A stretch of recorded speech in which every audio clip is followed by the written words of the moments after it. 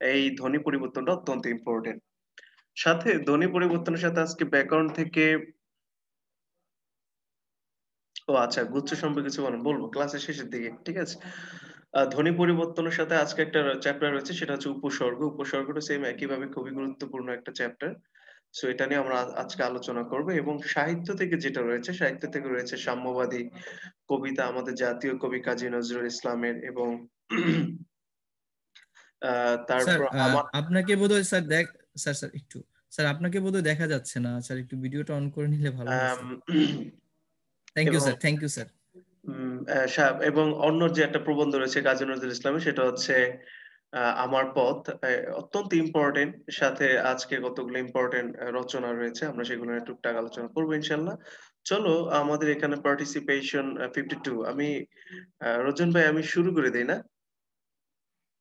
নাকি ওয়েট করবো আরেকটু বাকি যারা জয়েন করবে? স্যার শুরু করে দেন স্যার। আচ্ছা ঠিক আছে।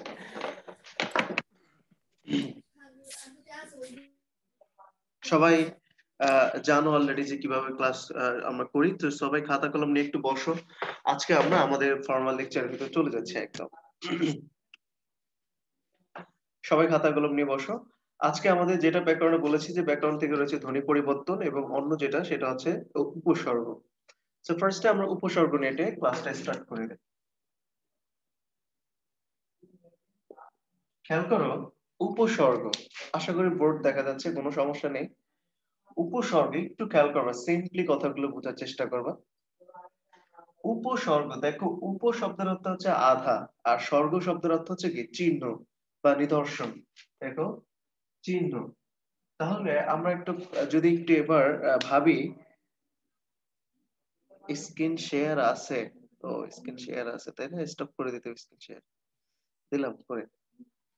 আচ্ছা, যেটা বলছিলাম যে উপসর্গ, খেয়াল করো, উপ শব্দের অর্থ হচ্ছে আধা, স্বর্গ শব্দের অর্থ যদি আমি চিহ্ন কল্পনা করি তাহলে হয় কি দেখো, উপসর্গ মানে কোনো শব্দ না, বাট একটা শব্দের অংশ। শব্দ নয়, তাহলে কি শব্দের অংশ। আসো এবার ধরো আমি এখানে একটা শব্দ লিখলাম হার। হার শব্দের অর্থ কি? হার শব্দের অর্থ সাধারণত আমাদের যে বিয়ে বাড়িতে যেটা গিফট করা হয় মেয়েদেরকে বা ছেলেদেরকে, সেই হার ধরে নিলাম। আচ্ছা, হার দিয়ে কি হয় দেখো, হার দিয়ে একটা নতুন সম্পর্ক তৈরি হয়।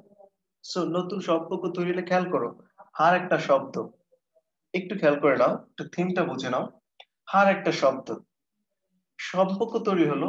এই হারের আগে আমি বি যোগ করে দিলাম, তাহলে হয় কি দেখো, বিহার। বিহার শব্দের অর্থ কি দেখো, ঘুরতে যাওয়া। তো এবার খেয়াল করো, বিহারে গেলে, ঘুরতে গেলে সাধারণত এই যে স্বামী স্ত্রী বা কেউ যদি ঘুরতে যায়, মেয়ে ছেলের কোথাও যদি ঘুরতে যায়, গেলে কোথাও ধরো সাধারণত মানে যে কোনো পার্কে ঘুরতে গেল, যাওয়ার পর কি হয়, মেয়ে ছেলেকে সর্বদাই সন্দেহ করে বা ছেলে মেয়েকে সন্দেহ করে যে তুমি কেন আমাকে রেখে ওই ছেলের দিকে তাকিয়েছো। তো ঘুরতে গিয়ে কি হয়ে জানো, দেখো শুরু হয়ে যায়, হারের আগে যোগ হয়ে যায় প্রহার। প্রহার মানে কি, উত্তম মাধ্যম, মানে হচ্ছে তোমার ঝগড়াঝাটি লেগে যায় এক কথায়। তাহলে দেখো, হার বা চারের কোনো দোষ নাই, কিন্তু হার দিয়ে তুমি একটা সম্পর্ক তৈরি করেছো। এরপরে গেলা কোথায়, বিহারে ঘুরতে। বিহারে কি হলো, কি প্রহার, মানে ঝগড়াঝাটি শুরু হয়ে গেল। এবার কি হলো, ঝগড়াঝাটি হলে তো সম্পর্ক টিকবে না বা সম্পর্ক থাকবে না, তাহলে কি হবে, আবার তোমরা সম্পর্ককে নতুন ভাবে জয়েন করতে চাও, জোড়া লাগাতে চাও। এই জন্য হারের আগে যোগ করলা কি, উপহার। উপহার শব্দের অর্থ কি জানো, গিফট। তোমরা জানো যে নতুন ভাবে কোনো সম্পর্ক তৈরি করতে হলে গিফট দিলে মানুষ সবচেয়ে বেশি কনভিন্স হয়ে যায়। দিলা গিফট, ওকে। এবার সিদ্ধান্ত হলো কি যে যে কয়লা ধুইলে ময়লা যায় না, যার যে স্বভাব, সে স্বভাব কি চেঞ্জ হয় নাকি? তো এবার সিদ্ধান্ত হলো কি যে হারের আগে কি যোগ করলাম, পরি। পরিহার মানে কি, ত্যাগ করা, যাক ওর সাথে আমার হচ্ছে না, আমরা পরিহার করে দিলাম। পরিহারের পরে বাঙালি যে কোনো কাজের পরে একটা কাজ করতে খুব ভালোবাসে, সেটা কি, আহার। দেখো, সে ভালো কাজ করলে আহার, সম্পর্ক হলে আহার, সম্পর্ক ভাঙলে আহার, মানে যে কোনো কাজের পরেই তারা ট্রিট বলে যেটাকে আর কি বর্তমানে, এটা করে থাকে। তাহলে এবার দেখো যে হার হচ্ছে একটা শব্দ, হার বেচারার কোনো দোষ নাই, হার দিয়ে তুমি গেলা বিহারে, সেখানে কি হলো প্রহার। ঝগড়াঝাটির পরে ভাবলা যে সম্পর্কটা আবার বিল্ড আপ করো, আর দিলা তুমি উপহার। উপহারের পরে সিদ্ধান্ত হলো যে সম্পর্ক রাখা যায় না, করলা পরিহার। এরপরে কি করলা, আহার। এই যে খেয়াল করো, এই যে বি, প্র, উপ, পরি, আ, এগুলোর কোনো অর্থ নাই কিন্তু, বাট এগুলো একটা মূল শব্দের শুরুতে বসে দেখো কি করছে, নতুন শব্দ তৈরি করছে। খেয়াল করো, নতুন শব্দ তৈরি করছে। এরপরে কি করছে দেখো, শব্দের অর্থ পরিবর্তন করে। আর কি করে দেখো, নতুন শব্দ তৈরি করছে, প্রত্যেকটা নতুন নতুন শব্দ, শব্দের অর্থ পরিবর্তন করে, এটা বুঝেছো। আর কি করে দেখো, আরেকটা করে সংকোচন। এই সংকোচনটা কি, তোমাদের একটু উদাহরণটা দিচ্ছি, খেয়াল করো সংকোচন। দেখো, আমি এখানে একটা শব্দ লিখছি নজর। নজর বেচারার কোনো দোষ নাই, নজর শব্দের অর্থ কি জানো তোমরা, দৃষ্টি। তো ক্লাসে সাধারণত দেখো, যদি একটা স্টুডেন্ট থাকে, ছাত্রছাত্রী থাকে, তো অনেক সময় হয় কি, যে কোনো কেউ কাউকে পছন্দ হতেই পারে, whatever। যদি নজরটা ভালো হয় তখন বলে কি, ও অনেক ভালো ছেলে, আমার প্রতি সুনজর দিয়েছে। আর যদি পছন্দ নাই হয়ে থাকে, তাহলে নজরে কি যোগ করে জানো, কু, দুষ্ট ছেলে, আমার প্রতি কুনজর দেয়। এই যে দেখো, নজরের কিন্তু কোনো দোষ নাই, দোষটা কার, দোষটা হচ্ছে সু এবং হচ্ছে কু। যখন আমি বলি সুনজর, অর্থটা কি হচ্ছে দেখো, সুনজর অর্থটা সম্প্রসারণ, মানে একটু ভালো করছে। আবার দুষ্ট প্রকৃতির ছেলেরা তাকাইলে বলি কুনজর, অর্থটা কি করে ফেলছে, সংকোচন করে ফেলছে, সংকোচন মানে খারাপ করে ফেলেছে। তার মানে উপসর্গ কি করে, নতুন শব্দ তৈরি করে, দেখতে পেয়েছো, শব্দের অর্থ পরিবর্তন করে, শব্দের অর্থ সংকোচন করে, আরেকটা কি করে, সম্প্রসারণ করে। সম্প্রসারণ মানে কি, মানে বড় করে ফেলে, অর্থটা সুন্দর করে ফেলে। এবার আসো উপসর্গ সংজ্ঞাটা না বুঝে, মানে মুখস্থ না করে একটু খেয়াল করে দেখো, আমরা উপসর্গ সংজ্ঞাটা একটু বোঝার চেষ্টা করি। খেয়াল করো, এই যে বি, প্র, উপ, পরি, আ, এগুলোর কিন্তু কোনো অর্থ নাই, বাট এগুলো শব্দের শুরুতে বসার ফলে কি হয়েছে, নতুন নতুন শব্দ তৈরি হয়েছে। খেয়াল করো, এই যে বি, প্র, উপ, এগুলোকে বাংলা ব্যাকরণে বলা হয় অব্যয় পদ। একটু সাইডে লিখবা অব্যয়।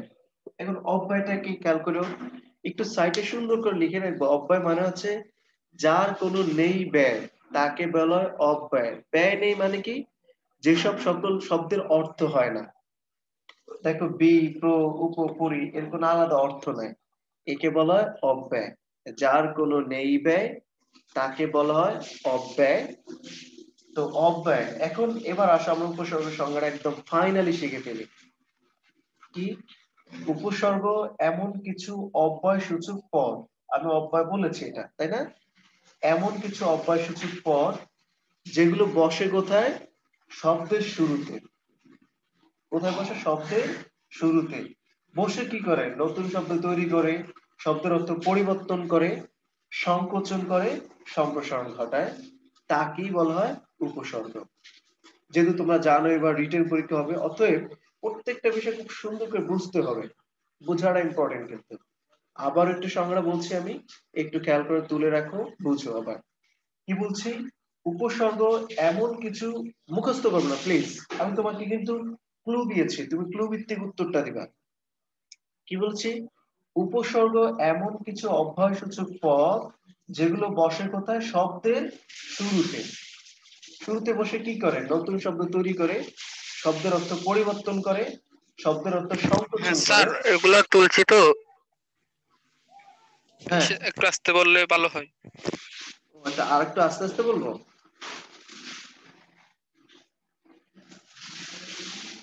আচ্ছা, শব্দের অর্থ সংকোচন করে, সম্প্রসারণ ঘটায়, তাকে বলা হয় উপসর্গ।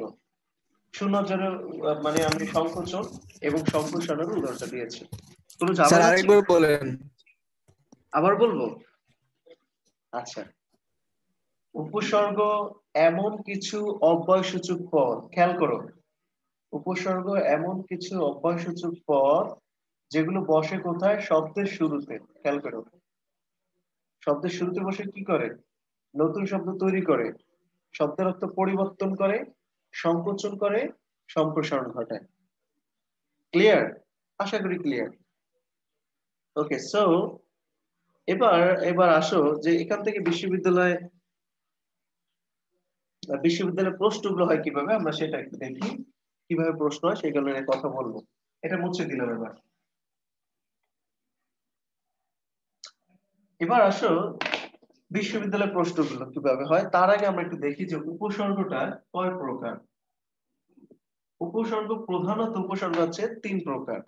1 বাংলা, 2 তৎসম, 3 হচ্ছে বিদেশি। বাংলা, তৎসম, বিদেশি। এখন রাজশাহী অথবা চট্টগ্রাম ইউনিভার্সিটিতে প্রশ্ন আসছে বাংলা উপসর্গ কয়টা বা তৎসম উপসর্গ কয়টা। তো এটা নিয়ে তোমাদের ভিতরে একটা কনফিউশন তৈরি হয়ে যায় যে বাংলা কয়টা, বাংলা 20টা না 21টা, তৎসম 20টা না 21টা। তো তোমরা অনেক হয়তো জানো বাংলা উপসর্গ কয়টা। বাংলা উপসর্গ 20টা না 21টা। খেয়াল করো এখানে কিন্তু প্যাচ লেগে যায়, আমি দেখেছি। তো বাংলা উপসর্গ মনে রাখবে 21টা।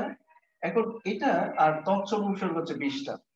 এখন তোমরা যদিও পারো, কিন্তু কথা হচ্ছে মানে পরীক্ষার হলে গিয়ে তোমরা হয়তো অনেক সময় ভুলে যেতে পারো। এই জন্য মনে রাখবে একটা কথা, আমাদের মাতৃভাষা দিবস কবে মনে আছে তোমাদের? আমাদের মাতৃভাষা দিবস হচ্ছে 21শে ফেব্রুয়ারি। অতএব বাংলা উপসর্গ হচ্ছে 21টা। খেয়াল করে আমাদের মাতৃভাষা দিবস হচ্ছে 21শে ফেব্রুয়ারি। অতএব বাংলা উপসর্গ কয়টা? বাংলা মাতৃভাষা যেহেতু 21শে ফেব্রুয়ারি, অতএব বাংলা উপসর্গ কয়টা? 21টা। যদি বাংলাটা জেনে যাও তাহলে তুমি তৎসমটা মনে থাকবে। খুব সাবধান, কিন্তু আমি সাবধান করে দিচ্ছি এই জন্যই যে এখান থেকে বিশ্ববিদ্যালয়গুলোতে প্রশ্ন হয়, কারণ একটু কনফিউশন তৈরি হয়েছে। আসলে বিদেশি উপসর্গ থেকে কয়টা বা কি কি কয়টা এরকম প্রশ্ন আসে না। তো বিদেশি উপসর্গগুলোকে আমরা আবার 3 ভাগে ভাগ করি। দেখো, 1 ফার্সি, 2 ইংরেজি এবং 3 হচ্ছে আরবি। কি কি বলেছি? এই বিদেশি উপসর্গগুলো আবার কয় ভাগে? 3 ভাগে, ফার্সি, ইংরেজি, আরবি। ফার্সি উপসর্গ মোটামুটি 10টা। আবার বলছি এখান থেকে সংখ্যা যে ফার্সি উপসর্গ কয়টা এভাবে আসে না। ইংরেজি কয়টা? মোটামুটি 4টা বলা যায়। আরবিও 4টার মতো আছে আর কি। ঠিক আছে। এখন এই দেখো, এই হচ্ছে মোটামুটি উপসর্গ একটা চার্ট, সবাই একটু উঠিয়ে রাখো। উপসর্গ বাংলা, তৎসম বিদেশি, বিদেশি ফার্সি, ইংরেজি, আরবি। ফার্সি 10টা, ইংরেজি 4টা, আরবি 4টা। আসুন এবার ঢাকা বিশ্ববিদ্যালয়ের প্রশ্ন এসছে একটা, 1 নাম্বার খেয়াল করে তোমরা হয়তো অনেকে পারবা। এসছে যে বাংলা এবং তৎসম উপসর্গ 21টা আর 20টা। হ্যাঁ ঠিক আছে, তোমরা জানো। প্রশ্ন এসছে যে বাংলা এবং তৎসম উপসর্গের ভিতরে মিল আছে কয়টা উপসর্গ এবং কি কি? কয়টা উপসর্গের ভিতরে মিল রয়েছে এবং কি কি? খেয়াল করে গেল এটা। এরপর প্রশ্ন আসে এরকম এভাবে যে রামদা, রামদা, এই যে রাম একটা উপসর্গ। প্রশ্ন আসে রামদা, এই রামটা কোন অর্থে আসছে? রামটা কোন অর্থে আসছে? এটা এক ধরনের প্রশ্ন। এরপর আসলো সুকণ্ঠ। খেয়াল করো, আমি এগুলো ক্লিয়ার করবো ইনশাল্লাহ। সুকণ্ঠ এবং হচ্ছে সুপথ। এই যে সুকণ্ঠ এবং সুপথ, এখানে দেখো এই সুকণ্ঠ সুপথ প্রশ্ন করছে যে এই সু, এটা কোন ধরনের উপসর্গ? এটা কি বাংলা না তৎসম উপসর্গ? ঠিক আছে। সো চলো আমরা এখন একটু পর্ব উপসর্গগুলো, এই উপসর্গগুলো উত্তর দিতে হলে আমাদেরকে উপসর্গগুলো একটু মুখস্থ রাখতে হবে সবার। চলো আমরা বাংলা উপসর্গ এবং তৎসম উপসর্গগুলো একটু সুন্দর করে পড়ে আসি। প্রশ্নগুলো আমার মনে আছে, তোমরা মনে রাখবা, আমি উত্তর দিব এবং ধরিয়ে দেবো ইনশাল্লাহ। আসলে বাংলাগুলো আমরা একটু পড়ি। আমার সাথে সাথে মুখে মুখে সবাই একটু বলে নাও বাংলা উপসর্গ গুলো আগে, কারণ এগুলো আমাদের পড়লে যতবার পড়বো ততবারই আমাদের লাভ হবে। ক্লাসের পরে পড়াটা ক্লাসে একটু পড়ে নেই, তাহলে বাসায় তোমার জন্য একটা চাপ কমে যাবে। সবাই একটু মুখে মুখে বইলো, মিউট করে বলে নিও। অ, অগা, অজ, অনা, আ, আর, আন, আব। আমি লিখে দিব কিন্তু, জাস্ট পড়াচ্ছি এখন মাত্র, যেন একটু সহজ হয় তোমাদের জন্য। অ, অগা, অজ, অনা, আ, আর, আন, আব, ইতি, উনা, নি, পাতি, কদ, কু, বি, ভর, রাম, স, সা, সু, হা। ওকে, সো আবার বলছি, একটু তাড়াতাড়ি বলছি, শুনে নাও।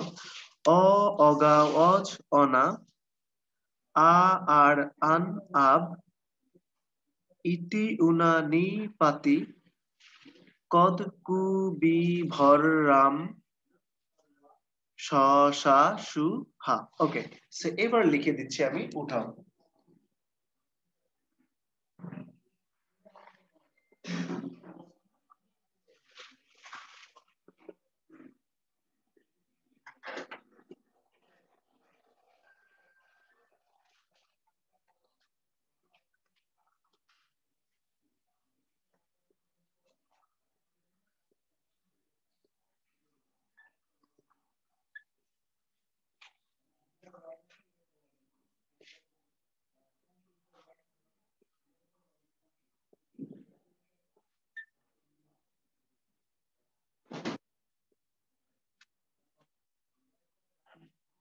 সবাই একটু সুন্দর করে উঠিয়ে নাও এবং পড়েও নাও আবারও। অগা আমি বলছি আবারও, তোমরা উঠাও এবং শুনো একটু জাস্ট। অ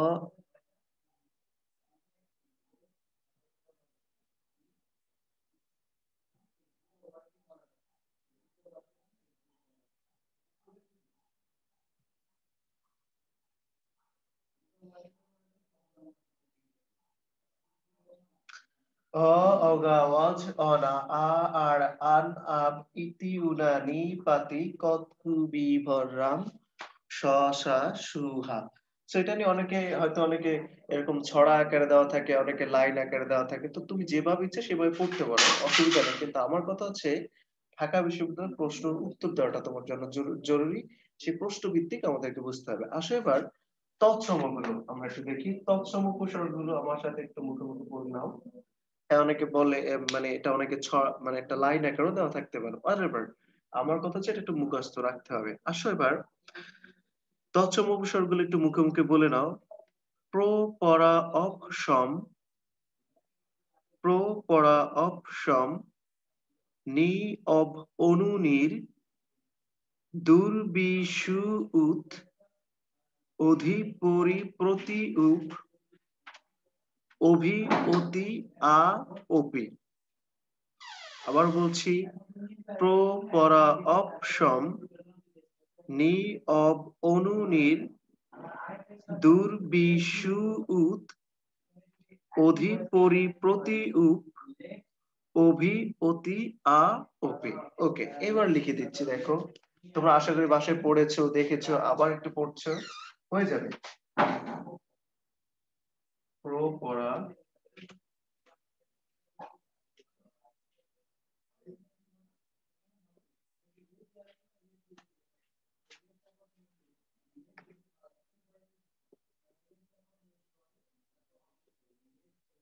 ভাইয়া সাইডে একটি দেখা যায় না। হ্যাঁ, একটু একটু আমি দেখাচ্ছি, সমস্যা নেই, আমি একটু লিখে নিই আগে, ঠিক আছে? এই তো।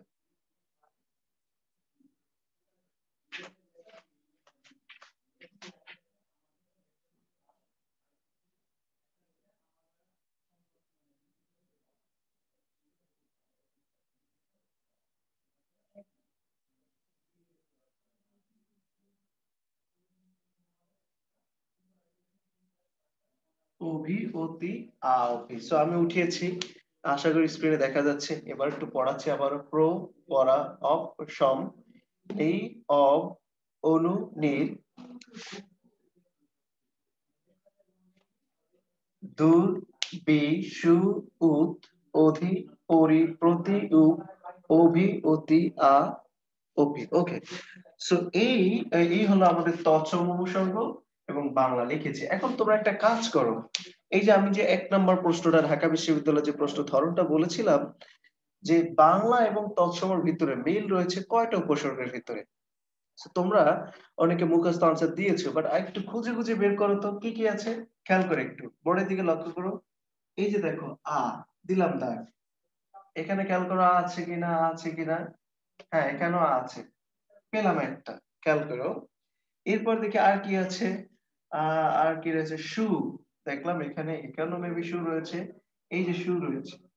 বি, গোল দাগ দিও সবাই, গোল দাগ দিও বি। এরপর কি রয়েছে, নি, এই দেখো নি। এই চারটার ভিতরে একটু তোমরা গোল দাগ দিয়ে শিখো, তাহলে যেন মনে থাকে। কি কি, আ, সু, বি, নি, এটাই সংক্ষেপে বলা হয় আশুবিন। যে বাংলা উপসর্গে এই প্রশ্নটা এসেছিল ঢাকা বিশ্ববিদ্যালয়ে, যে বাংলা এবং তৎসম এই দুই ধরনের উপসর্গের ভিতরে মিল রয়েছে কয়টা উপসর্গ? উত্তর হচ্ছে 4টা। কি কি? আশু, বিনি। আশু, বিনি, এই 4টার ভিতরে মিল রয়েছে। আশা করি কথাটা বুঝতে পেরেছো এবং তোমাদের খাতায় এগুলো তোলা হয়েছে। আশা করি আমি এখন একটু মুছে দিতে চাই, মুছে দিয়ে অন্য উপসর্গগুলো একটু পড়বা।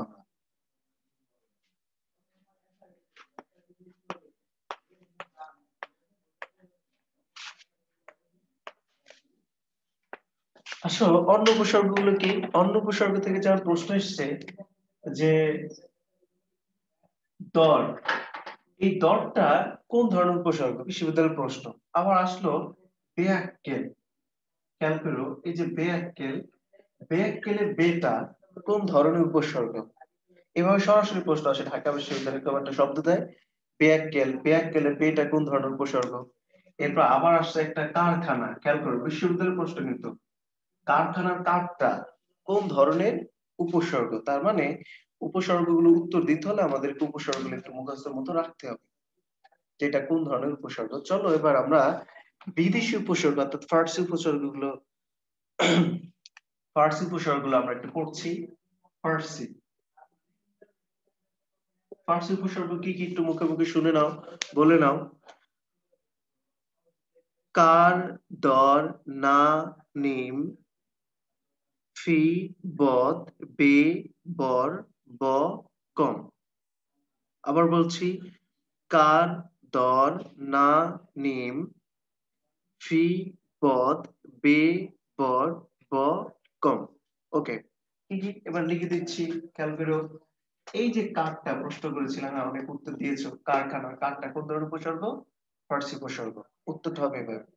তারপর হচ্ছে দর, এই যে দর দাম আমরা বলি না, দর দাম, এই দর দামের দরটা কোথা থেকে আসছে? এখান থেকে আসছে। দর, না, নিম, ফি, বদ, বে, এই যে বেয়াক্কেলের বেটা দেখো কোথা থেকে আসছে? ফার্সি থেকে আসছে। একটু খেয়াল করে পড়তে হবে।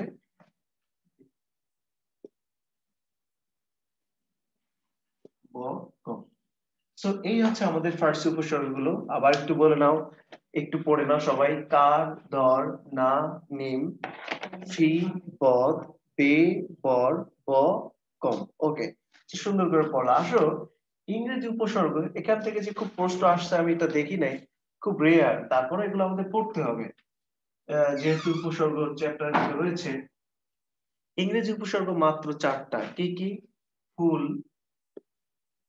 Half, head, sub.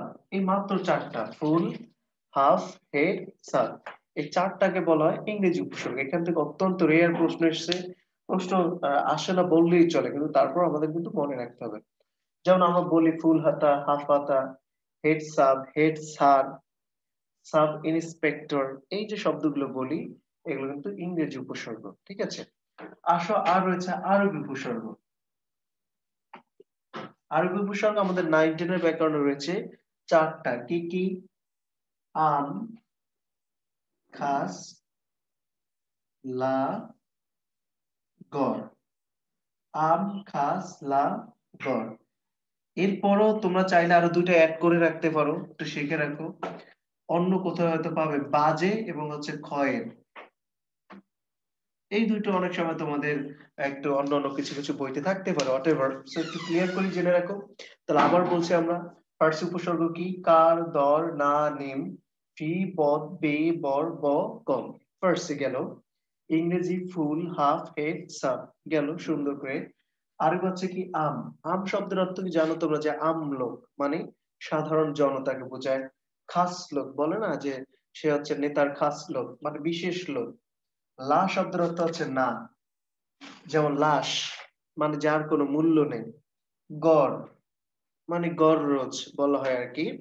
এরপর হচ্ছে বাজে ক্ষয়, এটা বলছি একটু লিখে রেখো, জাস্ট এখান থেকে অত ঝামেলা করে না, কখনোই করে না। সো তারপর একটু উঠিয়ে রাখো, কোনো অসুবিধা হয় না যেন আর কি। So, এই আমাদের উপসর্গগুলো গেল আর কি, তোমরা বুঝেছো, পড়েছো। এবার প্রশ্ন, ঢাকা বিশ্ববিদ্যালয়ে যে আমি আরো কয়েকটা প্রশ্ন ধরন বলেছিলাম, কি বলেছিলাম? একটা অর্থভিত্তিক প্রশ্ন আসে। সে অর্থভিত্তিক প্রশ্নটা কি? যেমন পাতিহাঁস, খেয়াল করবে কিন্তু পাতি আসে, প্রশ্ন আসে যে পাতিটা তোমরা অলরেডি ভাইয়া জেনেছো। লাইটের আলো দিলে বোঝা যায় না। ও লাইটের লাইটের রিফ্লেকশন আছে, আচ্ছা ঠিক আছে, একটু আশেপাশে লিখি। দেখো পাতিহাস, দেখো এই পাতিহাসের পাতিটা, পাতিহাসের পাতিটা প্রশ্ন আসছে যে এটা কোন অর্থে এসছে, কোন অর্থে এসছে খেয়াল করবা।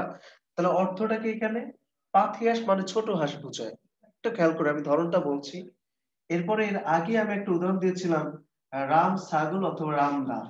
দেখো এই রাম ছাগলটা বা রামদাটা এটা বিশ্ববিদ্যালয়ে এসছে। কি এসছে, রাম ছাগলের রামটা কোন অর্থে এসছে, অর্থটাকে মানে এটা কি ধরনের অর্থ প্রকাশ করে, উত্তর হচ্ছে এটা একটা বড় অর্থ বোঝায়। এই একটা ধরন। তার মানে তোমাদের কাজ হচ্ছে এই যে ক্লাসের পরে আমাদের 9-10 এর ব্যাকরণটা, যেহেতু আমি বরাবরই বলি আমাদের তিনটা জিনিসকে খুব গুরুত্ব দিতে হবে, এক 9-10 এর ব্যাকরণ, দুই হচ্ছে আমাদের বাংলা টেক্সট বুক, এবং 3 নম্বর হচ্ছে আমাদের মুখস্থ বিষয়গুলো। এই উপসর্গ ক্লাসটা করার পরে তোমরা 9-10 এর ব্যাকরণটা খুলে সুন্দর করে অর্থগুলো, ধরো দেওয়া আছে পাতি, পাতি শব্দের অর্থ কি ক্ষুদ্র, কতগুলো উদাহরণ দেখবে, আশা করি তাহলে ক্লিয়ার হয়ে যাবে। যেহেতু উদাহরণ অর্থভিত্তিক অর্থভিত্তিক প্রশ্ন হয়, অতএব এটার ব্যাপারে আমাদের একটু সাবধান থাকতে হবে। যদি এসে যায় আমরা কোনো রিস্কে যেতে চাই না, এই জন্য খুব সাবধান পড়বা। কোথা থেকে পড়বো বলে দিয়েছি, 9-10 এর ব্যাকরণটা খুলে ক্লাস শেষ করার পরে তারপর একটু অর্থভিত্তিক ওগুলো পড়বা, আশা করি ক্লিয়ার হয়ে যাবে। গেল, এই একটা ধরন গেল। এরপরে তোমাদেরকে আমি উদাহরণ দিয়েছিলাম যে সুপথ, খেয়াল করো, এবং আর একটা উদাহরণ দিয়েছিলাম সুকণ্ঠ। একটা দিয়েছিলাম সুপথ, অন্য একটা দিয়েছিলাম সুকণ্ঠ। এখন এখান থেকে প্রশ্ন হলো যে সুপথ এবং সুকণ্ঠ তোমরা অলরেডি জেনেছো যে সুটা একটা উপসর্গ। কি ধরনের উপসর্গ, এটা ফার্সিতেও রয়েছে, তৎসমত রয়েছে, এটাও তোমরা অলরেডি জেনেছো। যেটা সরি ফার্সি না, এটা তৎসমত রয়েছে, বাংলাতেও রয়েছে সুটা, এটা জানো। এখন তোমাদের প্রশ্ন, ঢাকা বিশ্ববিদ্যালয়ের প্রশ্ন আসছে যে এই সুপথের সুকণ্ঠ এর ভিতরে কোনটা তৎসম উপসর্গ, কোনটা বাংলা উপসর্গ। এই যে দেখো একটু তোমাদেরকে একটু কনফিউজ করে ফেলে, তাই না? আমরা এই মাত্র পড়েছি আশুবিনী, আশুবিনী বাংলাতে রয়েছে, তৎসমত রয়েছে। তো সেই ভিত্তিকে তারা কিন্তু একটু ওই যে বলি যে ঢাকা বিশ্ববিদ্যালয় একটু ব্যতিক্রম ধর্মী প্রশ্নগুলো করে, কেন করে, তোমাদেরকে বা আমাদেরকে একটু ডিসকোয়ালিফাই করতে চায়। এই জন্য খুব সাবধান থাকতে হবে। আসো এটা সম্বন্ধে একটু ধারণা নাও, তাহলে আশা করি কোনো ঝামেলা হবে না। দেখো প্রশ্নটা কি করেছে, যে এটা তৎসম না বাংলা, বা কোনটা তৎসম কোনটা বাংলা, উত্তরটা খেয়াল করে শুনো কিন্তু। তোমরা নত্য সত্য বিধান তোমাদেরকে মেবি পড়ানো হয়েছে, নত্য সত্য বিধান, হ্যাঁ পড়ানো হয়েছে। দেখো আমরা নত্য বিধানের সংজ্ঞায় পড়েছিলাম যে মূর্ধন্য ন বা মূর্ধন্য স হয় যেন কোন শব্দে, তৎসম শব্দে, খেয়াল করো, তৎসম শব্দে, তৎসম শব্দের ভিতরে কিন্তু মূর্ধন্য ন মূর্ধন্য স হয়। তো সেদিন আমি জাস্ট এটুকুই বলেছিলাম যে নত্য বিধান কি, তৎসম শব্দের মূর্ধন্য ন মূর্ধন্য স এর ব্যবহারকে বলা হয় কি নত্য বিধান, সত্য বিধান। ডান। এখন তোমরা একটু খেয়াল করো এই যে সুকণ্ঠ, এখানে যে নটা, সেই নটা কি মূর্ধন্য ন না দন্তন্য। তো আশা করি তোমরা জানো যে এখানে মূর্ধন্য ন রয়েছে। কারণ কি, কারণ আমরা জানি ট ঠ ঢ এর সাথে যুক্ত হিসাবে, খেয়াল করো তোমরা পড়েছো কিন্তু, ট ঠ ঢ এর সাথে যুক্ত হিসাবে কোনো ন আসলে সেই নটা হয় কি মূর্ধন্য ন। অতএব আবার এখন বলছি, যেই শব্দের ভিতরে মূর্ধন্য ন বা মূর্ধন্য স থাকে সেই শব্দকে বলা হয় কি তৎসম শব্দ। খেয়াল করো, এবার এই কণ্ঠটা যদি তৎসম শব্দ হয় তাহলে সুটা কি উপসর্গ হবে, মনে রাখবা তৎসম শব্দের সাথে যে উপসর্গ বসে সেটা হচ্ছে তৎসম উপসর্গ। আবার বলছি, কি বলেছি, তৎসম শব্দের সাথে যে উপসর্গ বসে সেটা হচ্ছে কি তৎসম উপসর্গ। সবাই একটু উঠিয়ে রাখো। এবার পথটা কি তাহলে, পথটা হচ্ছে বাংলা শব্দ, অর্থাৎ এর সাথে যে উপসর্গটা বসেছে সেটা হচ্ছে বাংলা উপসর্গ। এখন তোমাদের একটা প্রশ্ন থাকতে পারে, ভাইয়া আমরা কিভাবে তৎসম শব্দ চিনবো বা কিভাবে আমরা বাংলা শব্দগুলো চিনবো। খেয়াল করো, একটা বিষয় মনে রাখবা যে বাংলা ভাষায় অসংখ্য তৎসম শব্দ রয়েছে যেগুলো আমাদেরকে পড়া বা মুখস্থ করা একদম ডিফিকাল্ট। যে অসংখ্য তৎসম শব্দ রয়েছে, এগুলোকে আমাদের মুখস্থ করবো না, মুখস্থ করা যাবেও না, সম্ভাবনা। তাহলে কি করবা? আমি তোমাদের কিছু পয়েন্ট বলছি যে তৎসম শব্দগুলো চিনবা কিভাবে। এই চেনার উপায়গুলো আমি একটু বলছি, তোমরা একটু উঠিয়ে রাখো, তাহলে কাজে লাগবে। খেয়াল করো,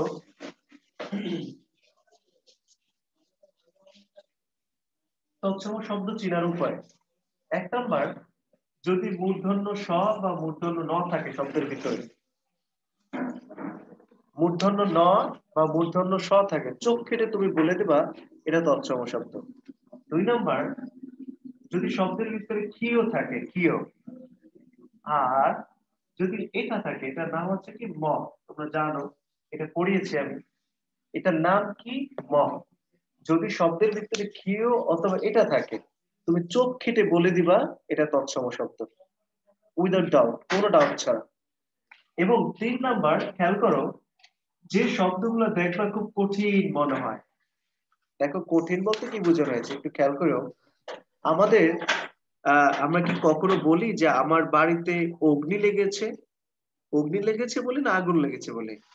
দেখো, অগ্নি শব্দটা কঠিন না আগুনটা কঠিন? তো তোমরা জানো অগ্নিটা কঠিন। এই যে কঠিন শব্দটা, যেটা কঠিন শব্দগুলোকে বলা হয় তৎসম শব্দ। সো আবার বলছি, দেখো তৎসম শব্দগুলো যেগুলো অরিজিনাল রয়েছে, এগুলো মুখস্থ করা আমাদের একদমই সম্ভব না। বাট এই পয়েন্ট গুলো একটু মনে রাখবা, ক্লু গুলো, তাহলে দেখবো তৎসম শব্দ চিনে যাবা। আশা করি আমার কথাটা বুঝতে পেরেছো। তাহলে এই সুপদ এবং সুকণ্ঠের উত্তরটা কি? তো বলে দিয়েছিলাম যে তৎসম শব্দের সাথে যে উপসর্গ বসে সেটা হচ্ছে তৎসম উপসর্গ, এবং বাংলা শব্দের সাথে যে উপসর্গ বসে সেটাকে বলা হয় বাংলা উপসর্গ। আশা করি কোনো ঝামেলা নেই, তোমরা আমার কথা বুঝতে পেরেছো। এবং ঢাকা বিশ্ববিদ্যালয়ের প্রশ্ন কিভাবে হয়, কোনগুলো পড়তে হবে, কোন অ্যাঙ্গেলে পড়তে হবে, এগুলো নিয়ে আমার কথাটা বুঝতে পেরেছো। আবার আরেকটা উদাহরণ দিয়ে দেখো, ইন্টারেস্টিং, তোমাদের এখান থেকে আগাছা, খেয়াল করো, আগাছা, অথবা দিলাম আমি আকীর্ণ বা আকীর্ণ, হ্যাঁ আকীর্ণ দিই, আকীর্ণ। তাহলে তোমাদেরকে যদি আমি প্রশ্ন করি, ভাই বলো তো এখানে, এবার একটু তোমরা উত্তরটা আমাকে মেসেজ করে পাঠিয়ে দাও যে এটা আগাছা আকীর্ণ, কোনটা তৎসম উপসর্গ, কোনটা বাংলা উপসর্গ। তো আমি জাস্ট একটা সিলেক্ট করে দিই যে এখানে কোনটা তৎসম উপসর্গের উদাহরণ, তোমরা একটু আমাকে জানাও দেখি, আগাছা এবং আকীর্ণের ভিতরে কোনটা বাংলা উপসর্গ, সরি তৎসম উপসর্গ। এই উত্তরটা দাও। আকীর্ণ, আগাছা বাংলা, হ্যাঁ অনেক উত্তর দিচ্ছ। আকীর্ণ, আকীর্ণ, ওকে গুড। খেয়াল করো, হ্যাঁ তোমরা বুঝতে পেরেছো কি বলেছি, যে শব্দের ভিতরে দেখো মূর্ধন্য ন আছে, আগে তৎসমটা আমি বের করে ফেলি। তৎসমটা যদি গুড, অনেকেই বলছো, তো অনেকেই দেখো তৎসমটা যদি আমি বের করে ফেলতে পারি, তাহলে কিন্তু আমার কি হয়, বাংলাটা কিন্তু আমার সহজে আমরা ফাইন্ড আউট করতে পারি। আশা করি আমার কথাটা বুঝতে পেরেছো। এখান থেকে কোনো ঝামেলা থাকার কথা নেই, এরপরও যদি থাকে ভাই, সো তোমাদেরকে আমি শেষে 15 মিনিট রাখি, তো আমাকে একটু এখন লাল কালি দিয়ে দাগিয়ে রাখবা। ক্লাস শেষে ইনশাল্লাহ আমি তোমাকে ব্যক্তিগতভাবে বুঝিয়ে দেওয়ার চেষ্টা করবো। আসো, আমি উপসর্গটা এখন মুছে দিলাম। এখন তোমাদেরকে একটা প্রশ্ন করি, তোমাদের এখানে কি সবাই সি ইউনিট মানে কমার্সের না আর্টসের কেউ রয়েছে? একটু জানাও যে আর্টসের 2 জন আছে না সবই কমার্সের? জি না ভাই, সবাই কমার্স। দুইটাই আছে ভাইয়া। বি আছো, বি আছো, আচ্ছা বুঝতে পেরেছি, ওকে ঠিক আছে। আসো এবার আমাদের উপসর্গটা আমরা শেষ করছি। অনেকে বলছে যে বি ইউনিটের আছো, আমি বি কম্বাইন্ড। তাহলে আমাকে অন্য একটা প্রশ্ন প্যাটার্ন নিয়ে একটু আলোচনা করতে হবে। যারা বি ইউনিটে রয়েছে, বি ইউনিটের উপসর্গ থেকে অন্য অ্যাঙ্গেল একটা প্রশ্ন আসে। তো সি ইউনিটে শিখে রাখো, যেহেতু তোমাদের ঢাকা ইউনিভার্সিটি একটা প্রশ্ন বি ইউনিটে আসে অথবা ডি ইউনিটে আসে, তো সি ইউনিটে এসে যেতে পারে। এবার প্রশ্ন আমি বি ইউনিট ভিত্তিক এবং ডি ইউনিট ভিত্তিক একটা প্রশ্ন আমি সি ইউনিটে সচরাচর দেখিনি, বাট বি ইউনিটে উপসর্গ থেকে এই এখন যেটা আলোচনা করবো সেবারই প্রশ্নটা আসে। দেখো বি ইউনিটে একটা প্রশ্ন এসেছে কি, উপকূলে 29 জন জেলে অতিশয় অত্যাচারিত হয়ে সম্রাটের কাছে প্রতিকার চাইলেন। দেখো কি বলেছি, উপকূলে 29 জন জেলে অতিশয় অত্যাচারিত হয়ে সম্রাটের কাছে প্রতিকার চাইলেন। প্রশ্ন করেছি কি, এই যে বিশাল বড় একটা বাক্য বলেছে, বাক্যের ভিতরে কয়টা উপসর্গ আছে, খেয়াল করে এগুলো বের করবো আমরা। সো আমি সেই ভিত্তিক একটু উদাহরণ দিই, তোমাদেরকে বুঝিয়ে দিই। এরপর আরেকবার এসেছে বি ইউনিটের প্রশ্ন বলছে, কিন্তু কি এসছে, যে অনতি বিলম্বে সম্রাট সৈন্য সমবিহারে দুর্গম মরুপথ অভিযানে বের হলেন। অনতি বিলম্বে সম্রাট সৈন্য সমবিহারে দুর্গম মরুপথ অভিযানে বের হলেন। যারা বি ইউনিট রয়েছে আমি এই জন্য উত্তরটা দিচ্ছি, কিন্তু খেয়াল করো। আসো, এই শব্দগুলো বলেছে যে বাক্যগুলো থেকে কিভাবে মানে তোমার এই বাক্যের ভিতরে কয়টা উপসর্গ আছে। শুধু ঢাকা বিশ্ববিদ্যালয় নয়, চট্টগ্রাম ইউনিভার্সিটিতে একটা প্রশ্ন এসেছে, তাও একটা লাইন দিয়ে, যে সুমন সুকঠিন ভাবে অপি করিমকে বাংলা ব্যাকরণ শেখাচ্ছেন। এই বাক্যের ভিতরে কয়টা উপসর্গ আছে? চলো আমরা এগুলো একটু খুঁজে বের করি, সবাই একটু খেয়াল করে শুনো, তাহলে সবাই ইনশাল্লাহ পেরে যাবে। এক নম্বর কি বলেছি? অনতি বিলম্বে। আমি লিখি,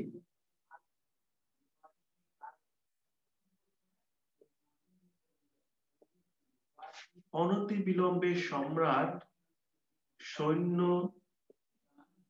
সম বিহারে দুর্গম মরুপথ অভিযানে বের হলেন।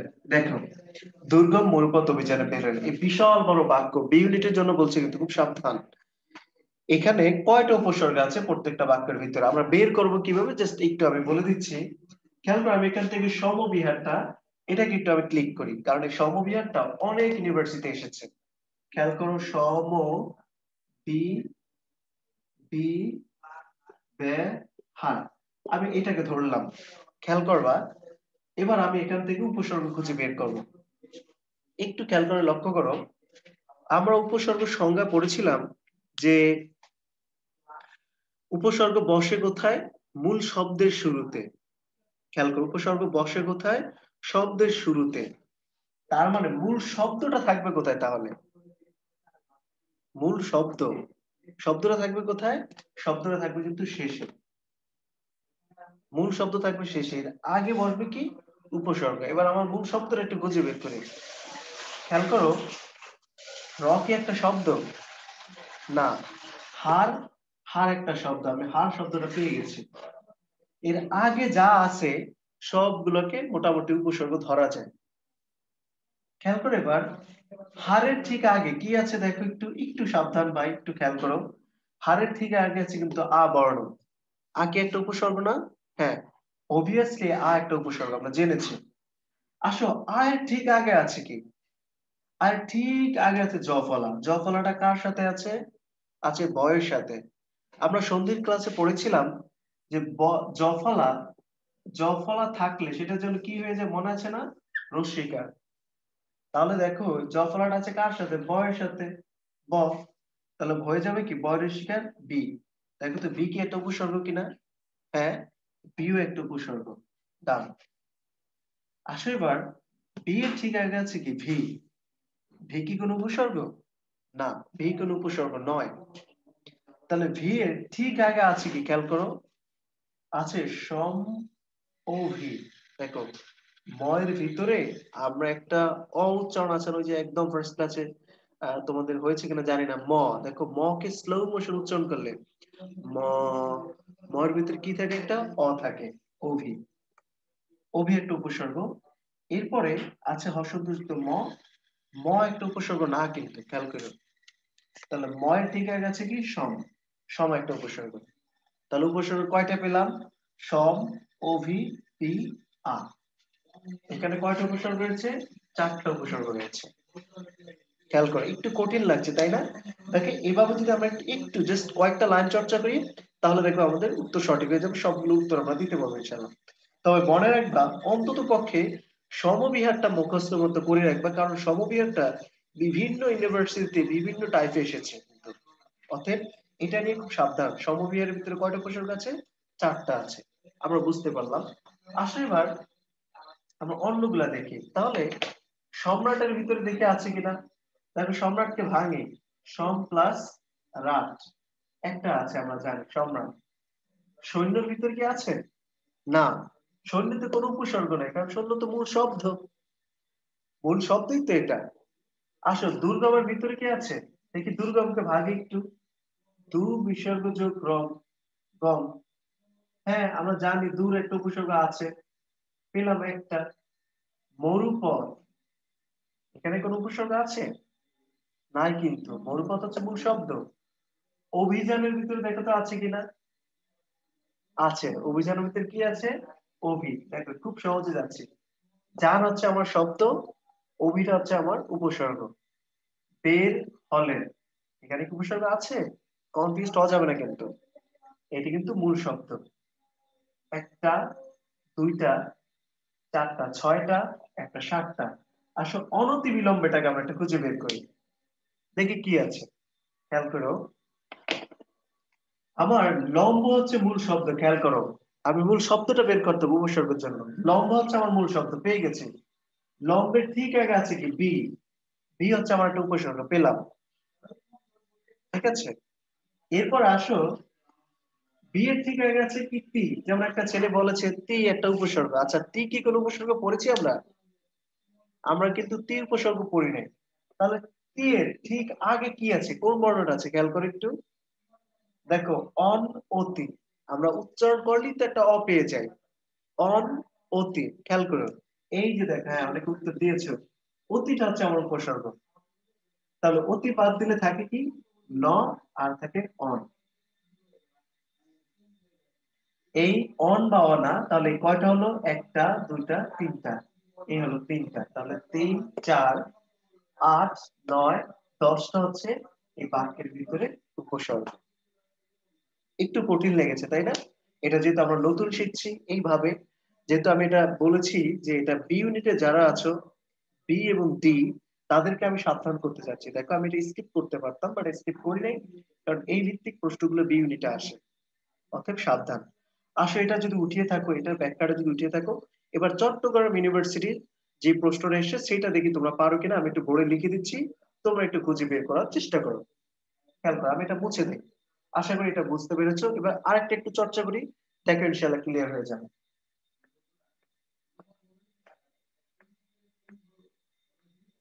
দিলাম হচ্ছে চট্টগ্রাম ইউনিভার্সিটি যে প্রশ্নটা এসছে, আরেকটা দু একটা করান ভাই। হ্যাঁ আমি করাচ্ছি, তোমাদের ভয় নাই, ইনশাল্লাহ আমি করাবো তোমাদের যেভাবে ভালো হয়। কি এসছে চট্টগ্রাম ইউনিভার্সিটিতে?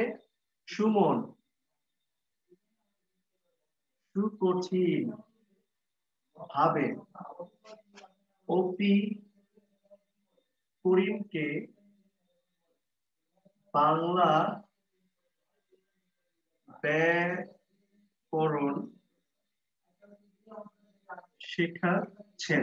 খেয়াল করো, সুমন সুকঠিন ভাবে অপি করিমকে বাংলা ব্যাকরণ শেখাচ্ছেন। দেখো তোমরা একটু ভেঙে করো তো, কি হতে পারে? একদম সিম্পল। আসো, এক নাম্বারটা আসো। আমার উপসর্গ বের করতে হলে আমার মূল শব্দটা বের করতে হবে। সুমনের ভিতরে মূল শব্দ কয়টা? মন। তাহলে পেয়ে গেছি কি আমি? সু। খেয়াল করো, সুকঠিনের ভিতরে, ভাবে তো আলাদা, সুকঠিনের ভিতরে মূল শব্দ কোনটা? দেখো ঠিন না কিন্তু, কঠিন। কঠিনটা হচ্ছে আমার মূল শব্দ। তাহলে মূল শব্দের বাইরে রয়েছে কোনটা? শুধুমাত্র সু। পেলাম দুইটা। অপি করিম, আমরা জানি অপি করিম অত্যন্ত ভালো অভিনয় করেন অভিনেত্রী। চিনিও তাকে আমরা। কি যেন ব্যাচেলার, কি যেন একটা ব্যাচেলার একটা উনি মুভি করেছেন। আচ্ছা, অপি করিম। দেখো করিমটা হচ্ছে আমার মূল শব্দ, করিম। এর ঠিক আছে কি? দেখো অপিটা। এবার বাংলা, বাংলা কি? বাংলার ভিতরে মূল শব্দ কি? দেখো খেয়াল করো, মনের মাধুরী মিশে কিন্তু আবার ভাঙতে যেও না। মানে একটা শব্দ পাইলাম তো ভাঙলাম, লা একটা শব্দ, খবরদার। বাংলা কিন্তু মূল শব্দ এখানে, বাংলা। এটাকে ভাঙা বা বিশ্লেষণ করা যায় না। আসলে ব্যাকরণটাকে একটু ভাঙি আমরা। দেখো, ব্যাকরণকে ভাঙলে এখানে একটু একটু আমার প্রকৃতি প্রত্যয়ের একটা ঘটনা চলে আসবে। তো আমি এখানে করণটাকে মূল শব্দ ধরি। করণ, আমরা করণ শব্দ শুনেছি। করণ শব্দের অর্থ যন্ত্র বা উপায়, তাই না? আমি করণটাকে ধরলাম মূল শব্দ। তাহলে করণের ঠিক আগে আছে কি? দেখো আচ্ছা, একটা উপসর্গ পেলাম। আয়ের ঠিক আগে আছে কি? জফলা। জফলাটা যেন কি হয়ে যায়? মনে আছে না, তোমাদের সন্ধির কাছে পড়িয়েছিলাম আমি, পরিষ্কার বি। তাহলে বি এবং দুটো উপসর্গ। শেখাচ্ছেন এর ভিতরে কোনো উপসর্গ কিন্তু নাই, শেখাচ্ছেন এটা মূল শব্দ। তাহলে কয়টা পেলাম? দুইটা, একটা তিনটা, একটা চারটা, একটা পাঁচটা। তাহলে কয়টা উপসর্গ পেয়েছি এখানে? মোট 5টা উপসর্গ পেয়েছি। এখন যদি প্রশ্ন আসে, খেয়াল করবে একটু, কয় ধরনের উপসর্গ রয়েছে এই শব্দের ভিতরে, বাক্যের ভিতরে কয় ধরনের উপসর্গ রয়েছে? তাহলে দেখো, বি একটা ধরন, আ একটা ধরন, দুই ধরন, ওপি একটা ধরন, তিন ধরন, কিন্তু সু দুইটা মিলে কিন্তু এক ধরন। খেলবা, যদি বলে ধরন কয় ধরনের উপসর্গ, তাহলে হবে কিন্তু 4 ধরনের উপসর্গ। যদি বলে কয়টা উপসর্গ, তাহলে হচ্ছে কয়টা উপসর্গ একদম গুনে গুনে, একটা, দুইটা, তিনটা, চারটা, পাঁচটা। আশা করি আমার কথাটা বুঝতে পেরেছো, কোনো ঝামেলার কথা না। কথাটা বুঝতে পেরেছো আশা করি। এরপর যদি তোমাদের সমস্যা থাকে ভাইয়া আমাকে অবশ্যই জানাবে, যে কোনো ভাবে, ক্লাসের শেষে জানাও, পরে জানাও, আগে জানাও, কোনো অসুবিধা নাই। তার ব্যাকরণ বুঝাতেন। ব্যাকরণটা বুঝে না ভাইয়া, না সজীব রয়? আচ্ছা, ব্যাকরণ, জি ভাইয়া, বুঝি নাই।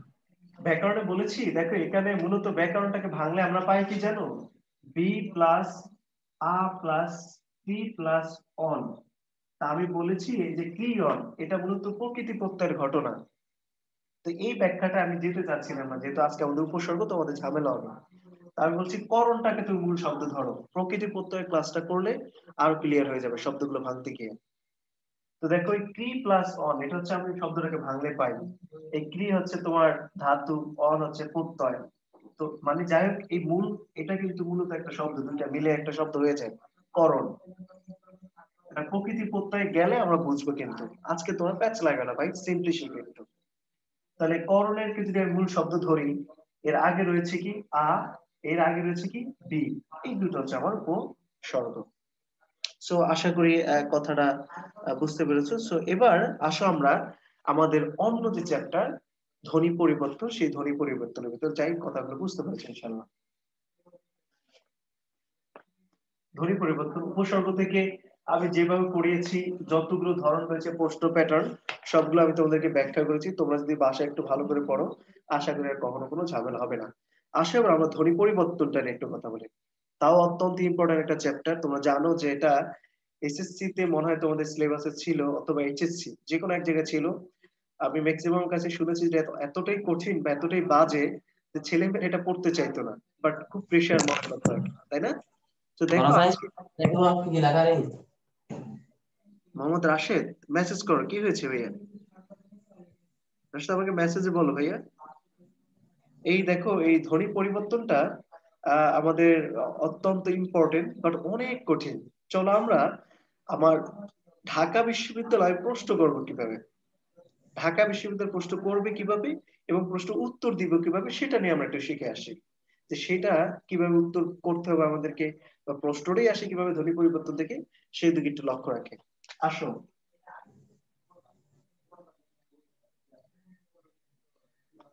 ধ্বনি পরিবর্তন এবার একটু খেয়াল করো, আবার একটু থিমটা বুঝে নাও সবাই। হ্যাঁ, একটু থিমটা একটু বুঝে নাও। আমরা থিমটা বুঝি আগে, দেন তারপর আমি ঢাকা বিশ্ববিদ্যালয় প্রশ্নভিত্তিক আলোচনা করে দিব, এবং তোমাদেরকে কিভাবে উত্তর করতে হবে সেটাও আমি একটু বলে দেবো ইনশাআল্লাহ। থিম কি, ধ্বনি পরিবর্তনটা কি আগে সেটা একটু বুঝি। দেখো, ধ্বনি পরিবর্তন হচ্ছে তোমার, ধ্বনি পরিবর্তন মানে, ধ্বনি মানে হচ্ছে কি আমাদের কথা। খেয়াল করো, এটা বলেছি, ধ্বনি মানে হচ্ছে কি আমাদের কথা। এটার যে পরিবর্তন, সেই পরিবর্তন কি বলা হয়? ধ্বনি পরিবর্তন। যেমন কি, দেখো, আমাদের ছোট ভাই যারা কিন্ডারগার্টেনে পড়ে, ওদেরকে যদি বলি যে বাবু তুমি কই যাও, সে বলবে কি আমি স্কুলে যাই। আচ্ছা, স্কুল শব্দটা না স্কুল, আমরা একটু শুদ্ধ করে বলি কি স্কুল, বাট বাবু বলেছে কি স্কুলে যাই। আচ্ছা, কেন সে স্কুল বলেছে বলতো? সেই স্কুল বলেছে কেন? তার জন্য, মানে এই স্কুলটা বলতেই সহজ মনে হচ্ছে বা ভালো লাগছে তার জন্য। তার মানে ধ্বনি পরিবর্তন হচ্ছে কি, ধ্বনি পরিবর্তন কেন হয়? উচ্চারণের সহজলভ্যতার জন্য। আমি বলছি থিমটা একটু বুঝে নাও আগে। উচ্চারণের সহজলভ্যতার জন্য ধ্বনি পরিবর্তনটা হয়ে থাকে। আবার দেখো, বরিশাল অঞ্চলে বলে মুই, মোরা, নোয়াখালীরে বলে আই, কিন্তু শুদ্ধ ভাষায় বলি কি আমরা। এই যে পরিবর্তনগুলো কেন হয়? উচ্চারণের সহজলভ্যতার জন্য হয়। ঠিক আছে, গেল এটা। ভাইয়া আপনাকে দেখি না, আমাকে দেখাটা কি দরকার নাকি? আমার কথা তো শোনা যায়। হ্যাঁ, আমার কথাগুলো শোনো। আসো এবার ধ্বনি পরিবর্তন। তো কি বলছি দেখো, মোহাম্মদ রাশেদ সাউন্ড হচ্ছে, তুমি কি কিছু বলতে চাও? মিউট করে নাও। আচ্ছা, খেয়াল করো, এবার আসলে ধ্বনি পরিবর্তনটা কি বলেছিলাম, ধ্বনি পরিবর্তনটা হবে কিভাবে? দেখো কোন শব্দ থেকে একটা বর্ণ মাইনাস চিহ্ন মানে কি চলে যাবে, একটু তিনটা বুঝিয়ে নিন। এখানে যে মাইনাস এখানে দেখা যায়, অথবা কোন শব্দের ভিতরে একটা বর্ণ চলে আসবে, খেয়াল করবা। অথবা কি হবে দেখো, বর্ণগুলো শব্দের ভিতরে যে বর্ণগুলো রয়েছে, বর্ণগুলো পরস্পর জায়গা চেঞ্জ করবে, মানে শুরুটা শেষে আসবে, শেষেরটা শুরুতে যাবে, এরকম হতে পারে। তাহলে আবার বলছি কি, ধ্বনি পরিবর্তন কি, উচ্চারণের সহজলভ্যতার জন্য আমরা ধ্বনি পরিবর্তন করে থাকি। গেল এটা। ধ্বনি পরিবর্তন কিভাবে হতে পারে? একটা বর্ণ চলে যেতে পারে, মাইনাস, একটা বর্ণ কি হতে পারে আসতে পারে, অথবা বর্ণগুলো পরস্পর কি করবে জায়গা চেঞ্জ করবে, ইন্টারচেঞ্জ বলে যেটাকে আমরা। So, এই হলো মোটামুটি ধ্বনি পরিবর্তন। এখন খেয়াল করো, তোমরা জানো যে ধ্বনি প্রধানত কয় প্রকার? দুই প্রকার, একটা স্বরধ্বনি এবং আরেকটা হচ্ছে কি ব্যঞ্জন ধ্বনি। চলো আমরা এই ধ্বনি পরিবর্তনকে এই দুইটা ক্যাটাগরিতেই শিখবো। স্বরধ্বনিটাকে আগে শিখবো এবং ব্যঞ্জন ধ্বনি পরিবর্তনটাকে আমরা আলাদা করে শিখবো। চলো এবার আমরা উদাহরণ ভিত্তিক ঢাকা বিশ্ববিদ্যালয়ের উদাহরণ নিয়ে কথা বলি। আসো আগে আমরা স্বরধ্বনি পরিবর্তনগুলো শিখি। স্বরধ্বনি পরিবর্তন সাইডে লিখে রাখলাম। স্বরধ্বনিগুলো কি কি হতে পারে? এক, স্বর আগম। দুই, স্বর লোপ। তিন, অপিনিহিতি।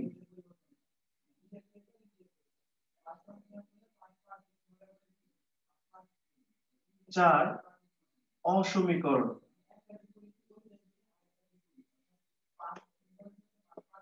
পাঁচ, স্বর সংগতি।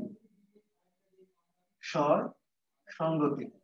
তাহলে আমরা ভাইয়া দেখা যাচ্ছে না। স্বরধ্বনি পরিবর্তনটাই আমরা একটু শিখি। যে কি কি রয়েছে স্বরধ্বনি পরিবর্তনের ভিতরে আমরা পাবো স্বরাগম পাবো, স্বরলোপ পাবো, অপিনীতি পাবো, অসমীকরণ পাবো, স্বরসংগতি পাবো। এটা আমি সাইটে লিখে রাখলাম। এবার আসো আমরা এবার উদাহরণ ভিত্তিক আমরা আলোচনা করে দিই। খেয়াল করো, আসো ওই যে একটা উদাহরণটা দিয়েছিলাম যে ভাইয়া কি লিখলেন দেখি না তো, এখনো কি দেখো না ভাইয়া? দেখো তো, একটু কনফার্ম করো আমাকে। এখন তো দেখে দেখা যাওয়ার যাচ্ছে কথা। ভাইয়া, দেখা যাচ্ছে, দেখা যাচ্ছে। দেখা যাচ্ছে, ওকে। আসো এবার যে প্রশ্নটা করেছিলাম যে বাবু বলেছে যে বাবু তুমি কই যাও, রিফ্লেকশন কি পড়ে এখানে? স্কুল। সে স্কুল না বলে বলেছে কি আমি স্কুলে যাই। খেয়াল করো পরিবর্তন গুলো দেখো, স্কুল। এরপর আমাদের একজন গায়িকা রয়েছে সালমা। সালমার গান শুনছো না, যে স্টেশনের রেলগাড়িটা মাইপা চলে ঘড়ির কাঁটা। এই যে দেখো শব্দটা ছিল কি মূলত স্টেশন, সালমা গিয়েছে কি স্টেশন, স্টেশনের রেলগাড়িটা। খেয়াল করো এটা গেল। এরপর আর কি শব্দ রয়েছে? গ্রাম। খেয়াল করো এটা রিফ্লেকশন করে গ্রাম। গ্রামকে গ্রাম, এটা উচ্চারণ হচ্ছে কি গ্রাম। আমরা এটাকে একটু সহজভাবে উচ্চারণ করি কি যদি গ্যারাম। খেয়াল করবা গ্যারাম। অথবা এরপরে যদি আমরা বলি দেশ থেকে যদি দেশি বলি সাপোজ। খেয়াল করে একটু, এবার আমার সাথে একটু কথা বলো এবং বুঝবা। খেয়াল করো, স্কুল থেকে স্কুল যখন আমি বলেছি, একটা বাচ্চা যখন বলে, খেয়াল করো তো এখানে কি ঘটেছে, একটা রস্যই আলাদা একটা স্বরবর্ণ এসেছে কিন্তু। খেয়াল করো, স্টেশন থেকে যখন স্টেশন বলেছি আমি স্টেশন, কি হয়েছে দেখো তো, একটা আলাদা একটা তাও স্বরবর্ণ এসেছে। খেয়াল করো, গ্রাম থেকে গ্যারাম বলছি আমি, গ্যারাম। এর চিহ্নটা বুঝো, গ্রাম থেকে গ্যারাম বলেছি আমি, কি হয়েছে তাও দেখো এখানে। খেয়াল করো, একটা নতুন একটা বর্ণ এসেছে। কি এসেছে স্বরবর্ণটা একটু খেয়াল করো, তোমরা একটু খেয়াল করলেই পাবে এখানে একারটা এসছে, নতুন করে একটা স্বরবর্ণ আসছে। দেখো দেশ থেকে যদি আমি দেশি বলি, তাও কি হয়েছে এখানে দেখো, খেয়াল করো এখানে একটা রস্যিকার এসেছে। খেয়াল করো সবগুলোর ভিতর কি আসছে স্বরবর্ণ এসেছে। এখন আবার একটু খেয়াল করো, তার মানে দেখো শব্দের ভিতরে নতুন একটা স্বরবর্ণের আগমন ঘটেছে। আমরা এগুলোকে বলতে পারি কি স্বরাগম। দেখো স্বরাগম উদাহরণ এগুলো সব। স্বর আগমন মানে কি? স্বরের আগমন ঘটেছে, খেয়াল করবা কিন্তু সবগুলো এসেছে। এবার একটু তোমরা একটু কাজ করো, যে স্কুল থেকে স্কুলটা, রশ্মিটা যে এসছে কোথায় এসছে? শব্দের শুরুতে এসছে। আবার স্টেশন থেকে স্টেশন কোথায় এসছে? রশ্মিটা শুরুতে আসছে, গেল এটা। আসলে গ্রাম থেকে গ্রাম, এখানে যে একারটা এসছে কোথায় আসছে দেখো। তোমাদের কাছে মনে হতে পারে একারটা আসছে কোথায়? শব্দের শুরুতে। খুব সাবধান কিন্তু, শব্দের শুরুতে এসে না। তোমরা একটু আমার সাথে স্লো মোশন উচ্চারণ করে দেখো।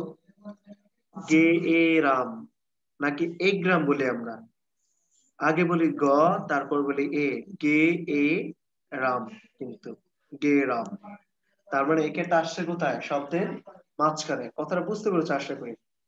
শুরু দিতে আসছে শব্দের মাঝখানে গেল এটা।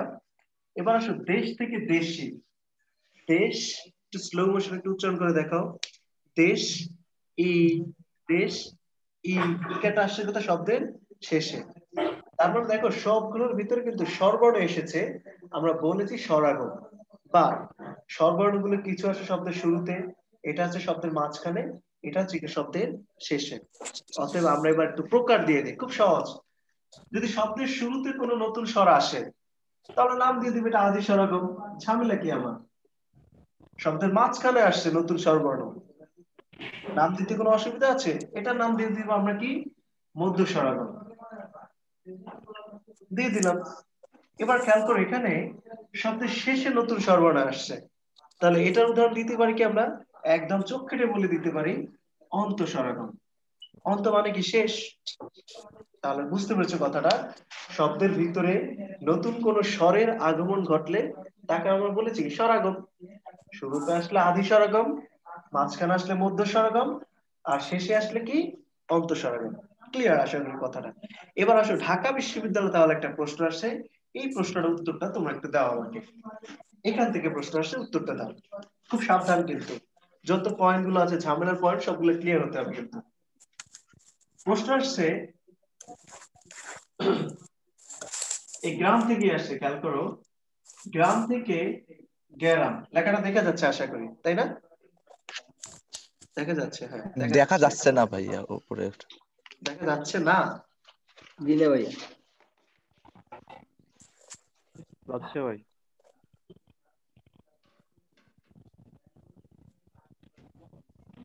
এখনো দেখা যায় না? এখন কিন্তু দেখা যায়, খেয়াল করো। জি এবার ভাই। প্রশ্নটা খেয়াল করো, আমার জায়গা নেই এই জন্য একটু এখানে লিখছি। গ্রাম থেকে গ্রাম, ঢাকা বিশ্ববিদ্যালয়ের প্রশ্ন। অপশন রয়েছে কি কি, খেয়াল করো। যে গ্রাম থেকে গ্রাম, এটা কোন ধরনের ধ্বনি পরিবর্তনের উদাহরণ? অপশন এ আদি, অপশন বি এ বি মধ্য, সরি মধ্য না, বলেছে কি? অন্ত, অপশন সি স্বরভক্তি। তোমরা কি জানো এটা কিসের উদাহরণ? আদি স্বরাগম। গ্রাম থেকে গ্রাম কিসের উদাহরণ আসছে? এটাকে আদি স্বরাগম, অন্ত স্বরাগম বা স্বরভক্তি? খেয়াল করো, কনফিউশন গুলো একটু দূর করো। দেখো এখানে তোমরা তো এই মাত্র পড়ে আসছো যে গ্রাম থেকে গ্রাম, এটা তো মধ্য স্বরাগম পড়ে আসছে ভাইয়া। তাহলে এখানে তো কোনো মধ্য স্বরাগমের উদাহরণই নাই, তাই না? হ্যাঁ, অনেকে মধ্য স্বরাগম বলছে, কিন্তু খেয়াল করো এটা সঠিক উত্তর হচ্ছে স্বরভক্তি। কেন স্বরভক্তি বলা হয় এটাই খেয়াল করে, এটাই বলার জন্য তোমাদেরকে এই কথাগুলো আমি পেঁচিয়ে বললাম যে মধ্য স্বরাগমের আরো দুইটা নাম আছে, অল্টারনেটিভ নাম, মনে রাখবা। এই অল্টারনেটিভ নামগুলো থেকে ঢাকা বিশ্ববিদ্যালয় প্রশ্ন করতে খুব স্বাচ্ছন্দ্য বোধ করে। কি কি নাম আছে অল্টারনেটিভ নাম? এটার অপর নাম হচ্ছে স্বর ভক্তি, অথবা এর আরেকটা নাম হচ্ছে বিপ্রকর্ষ। সবাই একটু উঠিয়ে রাখো, বিপ্রকর্ষ। ঠিক আছে? তাহলে মধ্য স্বরগমের নাম আছে কয়টা মোট? তিনটা। স্বরভক্তি, বিপ্রকর্ষ। অনেক উত্তর দিচ্ছ, সঠিকভাবে উত্তর দিচ্ছ। খুব সাবধান কিন্তু, ঢাকা বিশ্ববিদ্যালয় একটু পেঁচিয়ে গুছিয়ে তোমাকে বিপদে ফালানোর জন্য প্রশ্নগুলো করেছে। ঠিক আছে? তো এই আমার কথাটুকু, এটুকু তোমরা বুঝতে পেরেছো, আশা করি উঠিয়ে নিয়েছো। যে এবার মধ্য স্বরগমের নাম হচ্ছে মোট তিনটা, মধ্য স্বরগম, স্বরভক্তি বা বিপ্রকর্ষ। কথাটা বুঝতে পেরেছো? এটা আসে। এবার আমরা আরেকটা কথা বুঝি। বাচ্চারা না হয় স্কুল বলে, আমরা বলি কি? স্কুল। খেয়াল করে, বাচ্চারা না হয় বলে স্কুল, আমরা বলি কি? বাচ্চা বলে স্কুল, আমরা বলি স্কুল।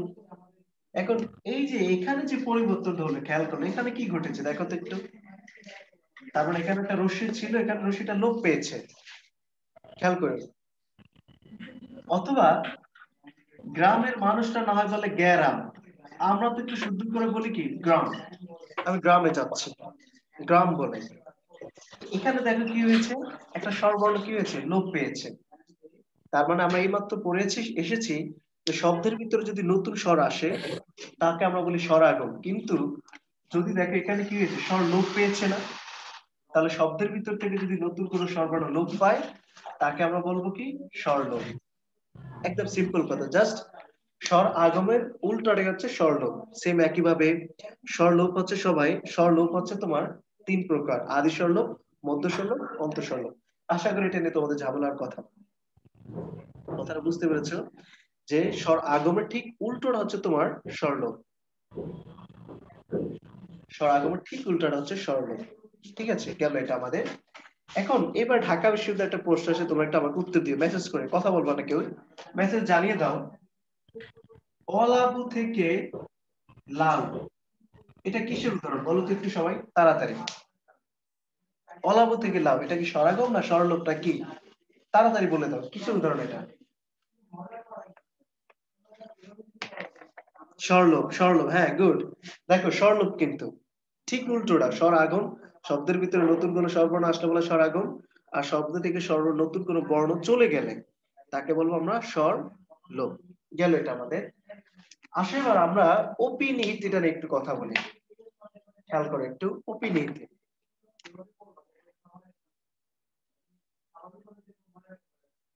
অপিনিহিত এটা কি একটু খেয়াল করো জাস্ট।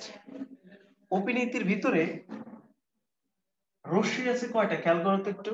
রশ্মি আছে একটু 4টা রশ্মি, 1টা 2টা 3টা 4টা। তো মনে রাখার কৌশলটা বলছি আমি, দেখো আমাদের এগুলো কিন্তু প্যাচ লেগে যায়, অনেক পড়া আমাদের একটু প্যাচ লেগে যায়, জটলা লেগে যায়। এই জন্য খেয়াল করবো অপিনিহিতের ভিতরে রশ্মিকার আছে কয়টা, 4টা।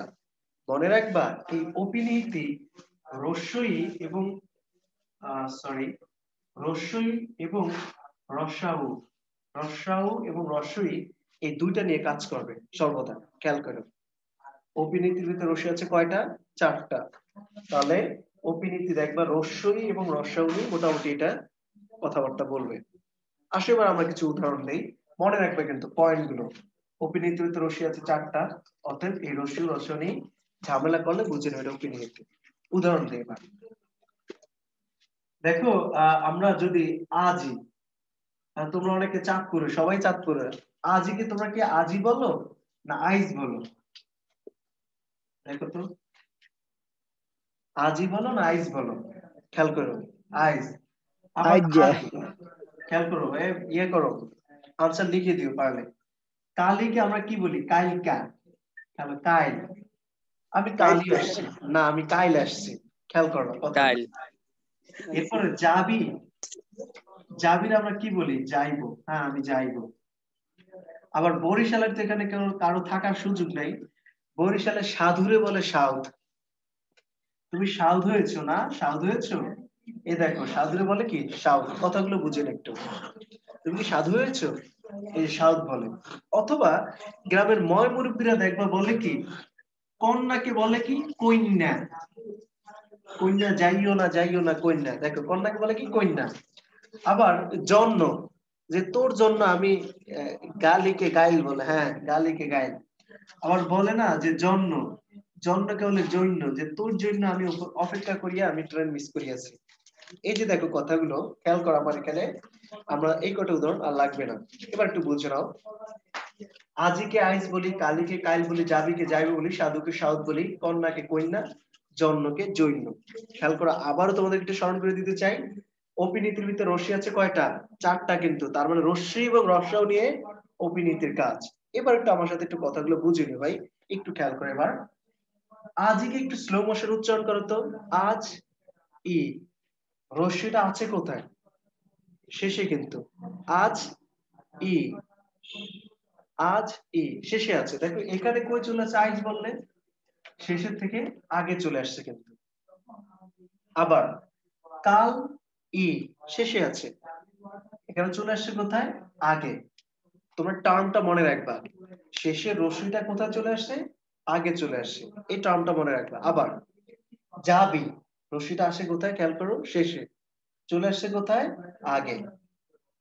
আসো, সাধু, রশ্মিটা আছে কোথায়? উচ্চারণ করো, সাধ উ, শেষে, চলে আসছে কোথায়? আগে। আসো, শেষে রস্যই বা রস্যাও যদি আগে উচ্চারিত হয়, খেয়াল করো, শেষে রস্যই বা রস্যাও যদি আগে উচ্চারিত হয় তাকে আমরা বলবো অপিনিহিতি। কথা বুঝতে পেরেছো? এরকমই দেখবো উদাহরণগুলো, শেষে রস্যই অথবা রস্যাও যদি আগে উচ্চারিত হয় তাকে আমরা বলবো কি? অপিনিহিতি। অথবা লিখবো একটু, অথবা দিয়ে আরেকটা বিষয় লাগবে, এই যে বুঝতে পেরেছি, অথবা জফলা যুক্ত, দেখো এখানে জফলা আছে, জন্ম, কন্যা, জফলার আগে যদি রস্যি উচ্চারিত হয়, কথাটা বুঝো কিন্তু, জফলার আগেও যদি রস্যি উচ্চারিত হয় তাকেও আমরা বলবো অপিনিহিতি। তাহলে আবার একটু আমি ব্যাখ্যা করছি তোমাদেরকে, শেষের রস্যি, টানটা মনে রাখবা, শেষের রস্যি যদি বা রস্যাও যদি আগে উচ্চারিত হয় অথবা জফলার আগে যদি রস্যই উচ্চারিত হয় তাকে আমরা বলবো কি? অপিনিহিতি। ভাইয়া মোহাম্মদ কাউসার মনে হয় রেজ হ্যান্ড, কি হয়েছে ভাইয়া বলো, আমাকে মেসেজ করো। কাউসার কি কোনো সমস্যা হচ্ছে না? আবার বলতে হবে, আমি বলছি কিন্তু বারবার, তুমি একটু আবার উঠাও। কি বলেছি? এবার শুরু থেকে আবার একটু বলছি, অপিনীতি কি? অপিনীতি মানে হচ্ছে রস্যই এবং রস্যাও নিয়ে কাজ। তো পরের রস্যই অথবা রস্যাও যদি আগে উচ্চারিত হয়, টার্মটা বুঝো কিন্তু, পরে রস্যি অথবা রস্যাও যদি আগে উচ্চারিত হয়, অথবা দেখো একটু লজিকটা বুঝে নাও, জফলার আগে, দেখো জফলার আগে কি আসছে, জাস্ট এটাই উঠিয়ে রাখবা, জফলার আগে যদি রস্যি উচ্চারিত হয় তাকে আমরা বলবো অপিনিহিতি। ডান, বুঝা গেল এটা? এটা গেল আমার অপিনিহিতি। হ্যাঁ, একটা ছেলে বলছে যে পিরিতি থেকে পিরিতি, আমি এটা লিখে রাখলাম, তোমার উত্তর দিবা আমি, ঠিক আছে? ওকে, ডান। সো এটা আমার অপিনিহিতির, আশা করি ক্লিয়ার হয়েছে সবাই। এবার আমি অন্যদিকে যেতে চাই, তাহলে তোমাদেরকে যদি আমি এবার একটা উদাহরণ দিই, যেমন একটা ছেলে বলেছে যে ভাগ্য, দেখো ভাগ্য থেকে যদি আমি বলি ভাগ্য, এটা তাহলে কিসের উদাহরণ হবে? ভাগ্য থেকে, আরে ভাগ্য আমার খারাপ, আমার ভাগ্য খারাপ বললে আজকে আমি চান্স পাইনি। এ দেখো ভাগ্য থেকে ভাগ্য, কি হচ্ছে এটা? অপিনিহিতি, জফলার আগে রস্যি উচ্চারিত হয়েছে। ওকে, ডান, সবাই বুঝতে পেরেছো কথাটা, আশা করি। এবার এবার আসো, তোমাদেরকে আমি একটা অঙ্ক পড়াই, একটা অঙ্ক শিখি, চলো খেয়াল করবে একটু। দেখো আমরা ছোটবেলা অঙ্ক করেছি, 0 = 0, সমান ভাই সমান হলে, আমাদের অঙ্ক আসছে না, দেখো অঙ্ক সমান, করবো না। সে কামরান কিছু বলেছো? জি না। কি হয়েছে? মেসেজ করে দাও, আমি মেসেজ দেখতেছি সব। স্যার আপনি সবাইকে আনমিউট করে দেন, নাহলে সবাই এরকম ডিস্টার্ব করতে থাকবে। আচ্ছা, আমি তাহলে করে দিচ্ছি, তোমরা আমাকে মেসেজ করে দিও, ভাইয়া কথা বলো না।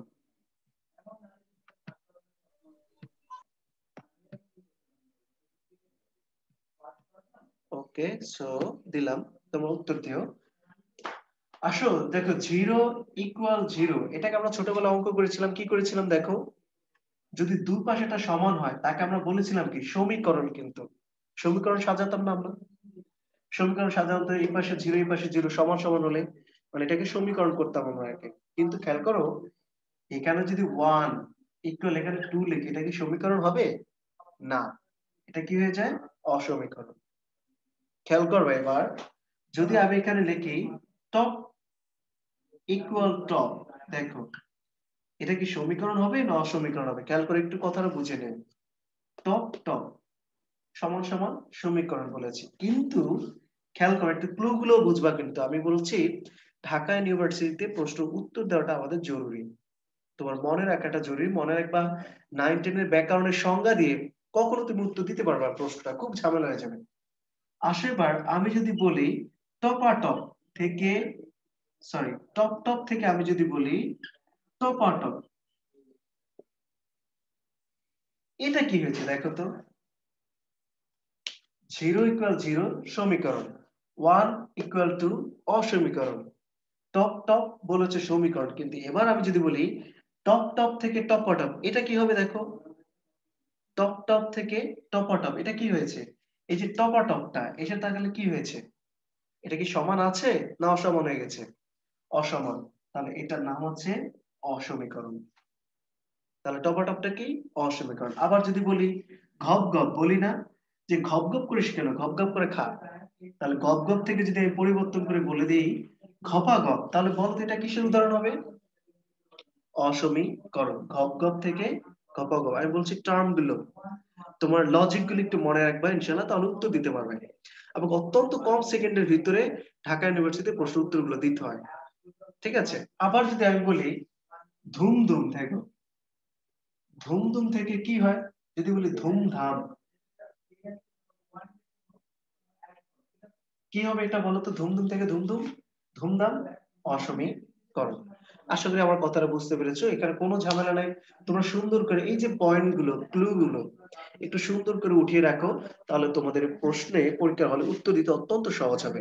আশা করি ইনশাআল্লাহ আমার কথাটা বুঝতে পেরেছো। আমি এটা মুছে দিলাম। ঠিক আছে, গেল এটা। আসে এবার তোমাদেরকে এবার আমি একটা গল্প বলি।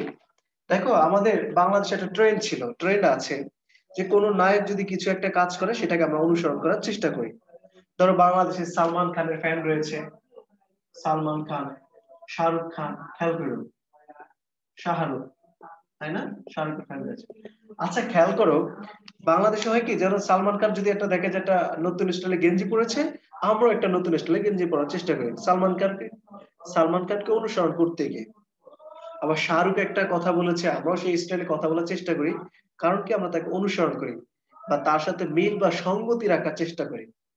খেয়াল করো, যতই আমি সালমান খানকে অনুসরণ করি বা শাহরুখকে অনুসরণ করি, আমি কি কখনো সালমান বা শাহরুখ হতে পারবো? হতে পারবো না।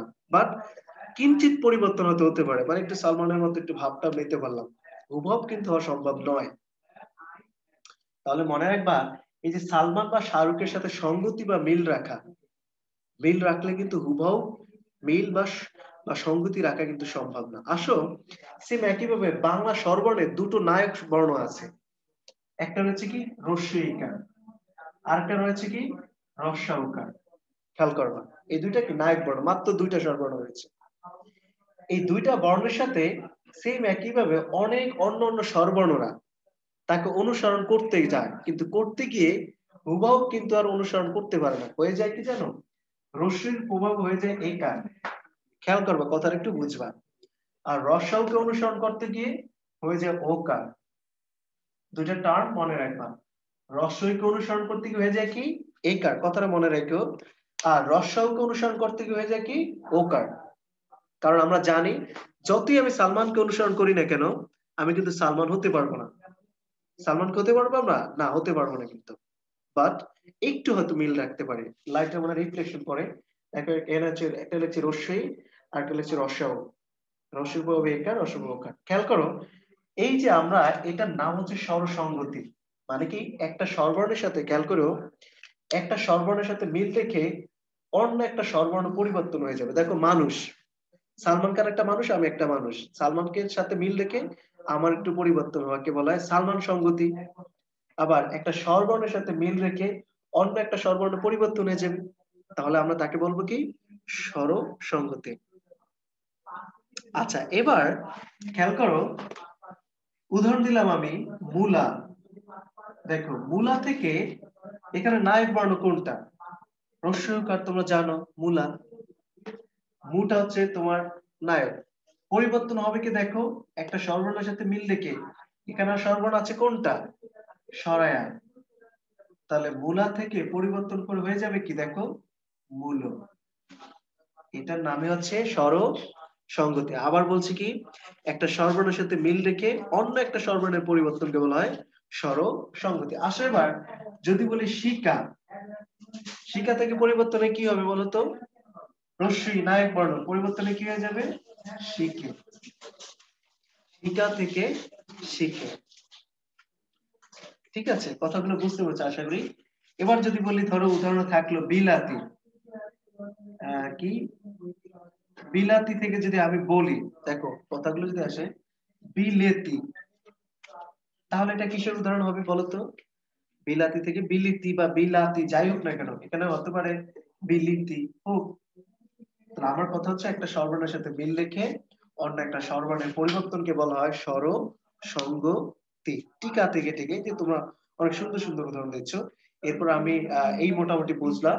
সো এরপর আমি তোমাদের লেকচার যেটা আর কি পড়তে হবে ইনশাআল্লাহ দাগিয়ে দিব।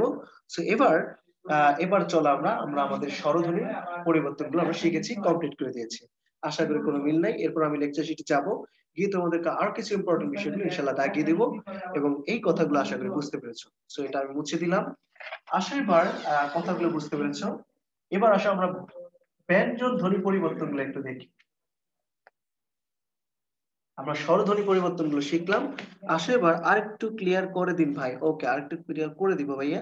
আমি যখন লেকচার শিটে যাব, ঠিক আছে, ওর নাম কি হচ্ছে মেহেরাব নাকি মেহেরাজ, যখন লেকচার শিটে যাবো ভাইয়া আমি আবার ক্লিয়ার করে দেবো, তুমি ভয় পেও না মেহেরাজ, আমার মনে থাকবে। আসো এবার ব্যঞ্জন ব্যঞ্জন ধ্বনি পরিবর্তন আমরা আগে একটু লিখে রাখি। ব্যঞ্জন ধ্বনি পরিবর্তন গুলো কি কি রয়েছে। এক নম্বর আমরা পাবো সমীভবন, খেয়াল করুন।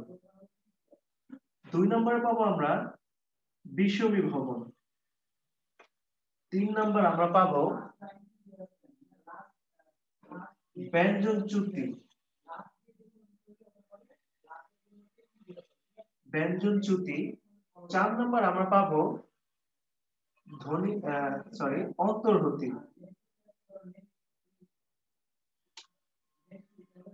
5 নম্বর আমরা পাবো ধ্বনি বিপর্যয়।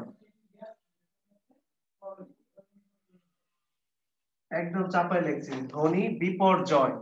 খেয়াল করে কিন্তু ধ্বনি বিপর্যয় একটু চাপায় চাপায় লিখে ফেলছি না, ক্লিয়ার করে লিখে দিচ্ছি। ধ্বনি বিপর্যয়। 6 নম্বরে আমরা পাবো অভিশ্রুতি। এরপর তোমরা হকার সকার অনেক কিছু পাবে, ওগুলো তো ইম্পর্টেন্ট না। বাট ভাইয়া বোঝা যাচ্ছে না, আর লেখাটা বোঝা যাচ্ছে না মনে না, তাই না? আমি কি একটু চাপে লিখবি? লেখাটা বোঝা যাচ্ছে না ভাইয়া, একটু আমাকে বলো তো তারেক খান, আমার লেখাটা অস্পষ্ট হয়েছে নাকি আগের বিষয়টা তোমার বুঝতে অসুবিধা হয়েছে? তারেক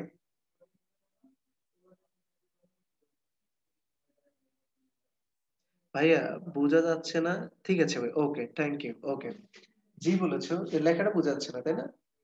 হ্যাঁ বোঝা যায়, গেল এবার। হ্যাঁ, কি বলেছি আমি একটু দেখো। এই ধ্বনি ব্যঞ্জন ধ্বনি পরিবর্তনগুলো এবার আমরা চলো ঢাকা বিশ্ববিদ্যালয়ের প্রশ্নগুলো কিভাবে উত্তর দিব এটা।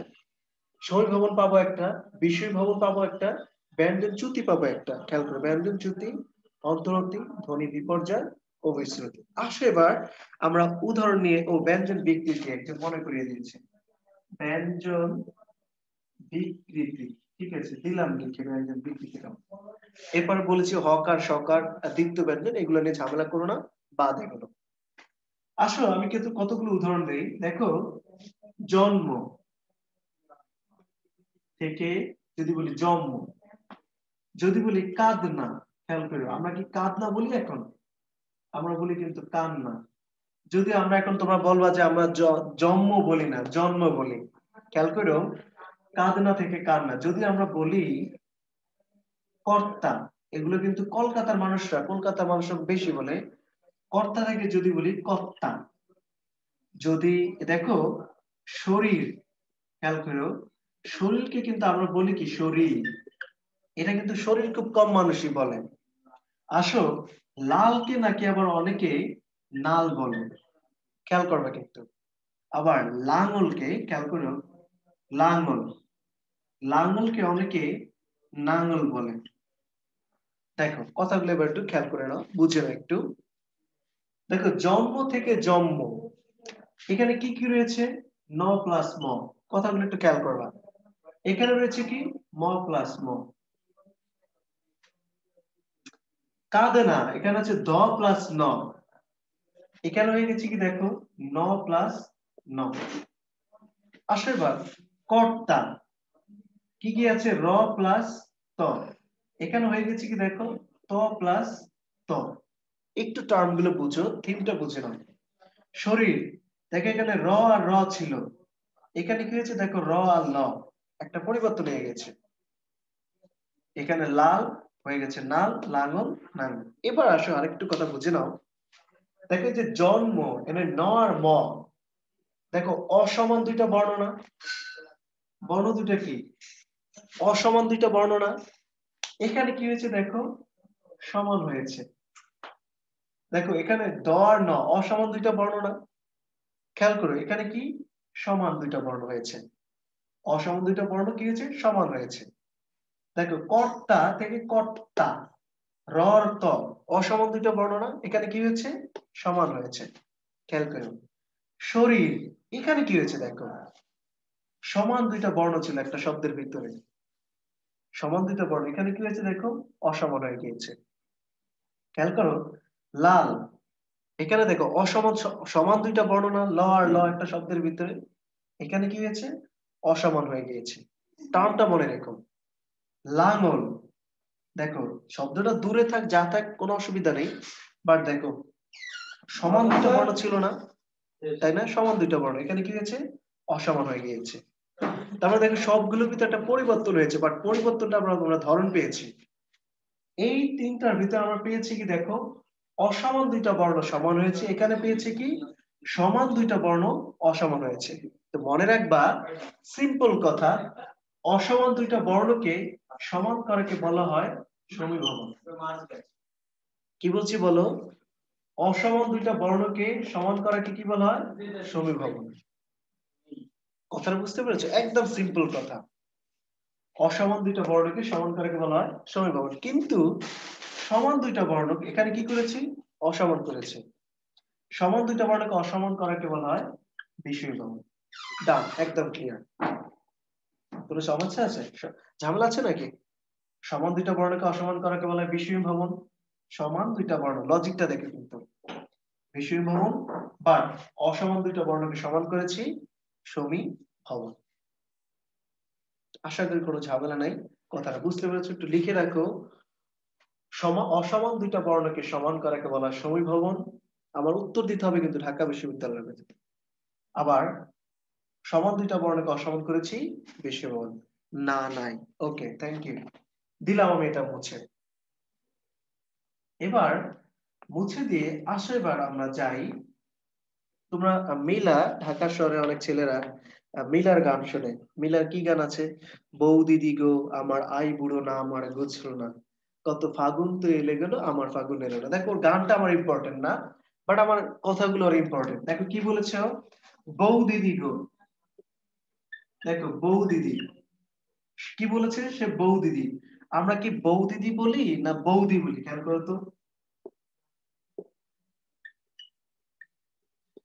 বউ দিদি বলি না বৌদি বলি? খেয়াল করবা।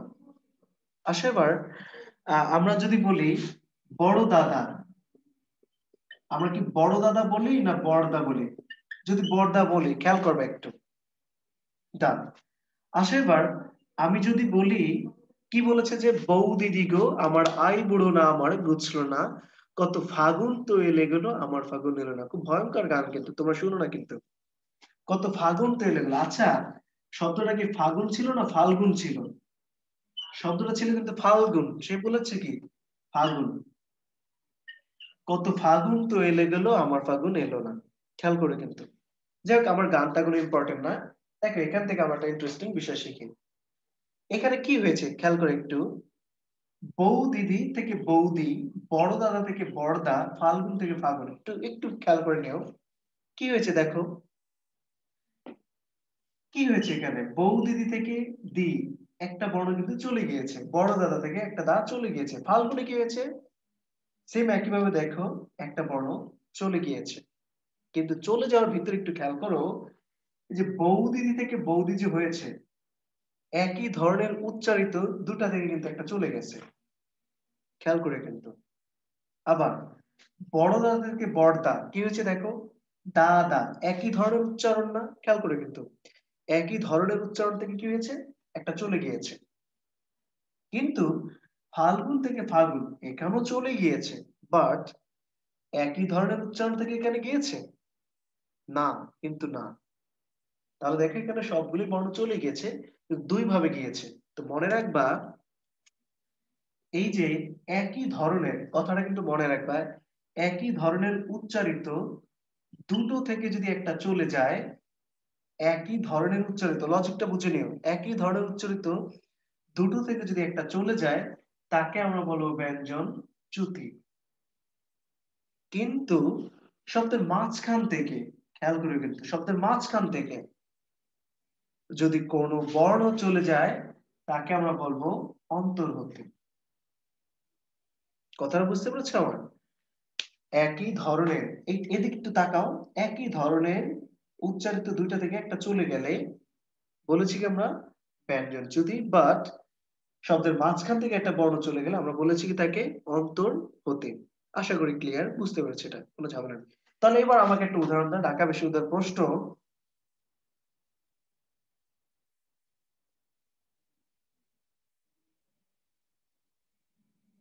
লাঙ্গল থেকে লাঙ্গল, এটা কিসের উদাহরণ হবে? এটা কি সমীভবন না বিষমীভবন? বলো তো আমাকে একটু, কি হতে পারে? প্রশ্নটা দেখা যাচ্ছে আশা করি, নাকি রিফ্লেকশন দেখা যাচ্ছে না? নবীর বলেছে আবার বোঝান, এই কথাটা কি বুঝতে পারো? লাঙ্গল থেকে লাঙ্গল, এটা কিসের উদাহরণ হবে?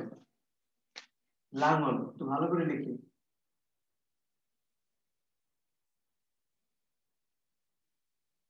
এটা কিসের উদাহরণ হবে? এই ভালো করে বললো।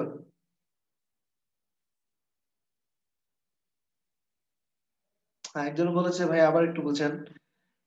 আবার বুঝাবো, খেয়াল করো।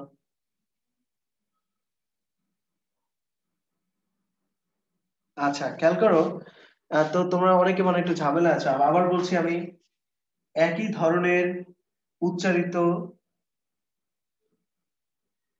কি লেখা বোঝা যায় না, কোন লেখাটা বোঝা যায় না? আরে ঝামেলা, অনেকে আবার উত্তর দিচ্ছে, অনেকে বলছে লেখা বোঝা যায় না, আমি তো বিপদে পড়ে আছি। আচ্ছা আবার উদাহরণ দিচ্ছি, বড় দিদি থেকে বলেছি, আবার রিফ্লেকশন করো নাকি এখানে, ঝামেলা কি একদিকে? বড় দিদি, খেয়াল করো, থেকে বলেছি বড় দি, বড় দাদা থেকে বড় দা, বউ দিদি, খেয়াল করো, বউ দিদি থেকে বৌদি, গেল এটা। এবার আসো, বলেছি লাঙ্গল থেকে যদি বলি আমি লাঙ্গল, খেয়াল করো, যদি বলি ফাল্গুন থেকে যদি বলি ফাগুন, কি হয়েছে? একটু পরিবর্তন হলো, আবার একটু খেয়াল করো, যেহেতু বোঝাতে বলেছে আবার একটু বোঝাচ্ছি, অনেক একটু ঝামেলা। দেখো বড় দিদি থেকে বড়দি, কি হয়েছে দেখো, এখানে দিদি একই ধরনের উচ্চারিত দুইটা থেকে কি হয়েছে, একটা চলে গিয়েছে। বড় দাদা একই ধরনের উচ্চারিত দুটো থেকে দেখো এখানে কি হয়েছে, একটা চলে গিয়েছে কিন্তু, খেয়াল করো। আবার বউ দিদি একই ধরনের উচ্চারিত দুটো বর্ণ থেকে কি হয়েছে দেখো, একটা চলে গিয়েছে। লাঙ্গলে কি হয়েছে দেখো, লাঙ্গল থেকে কি গিয়েছে এখানে, গটা কিন্তু এখানে নাই। এখন প্রশ্ন তোমাদের কি করেছিলাম, এই গটা কি একই ধরনের উচ্চারিত ছিল না শব্দের মাঝখান থেকে একটা বর্ণ চলে গেছে হুট করে? শব্দের মাঝখানে একটা চলে গেছে কিন্তু। এবার ফাল্গুন দেখো, লটা চলে গেছে, কোথা থেকে গেছে, শব্দের মাঝখান থেকে গেছে।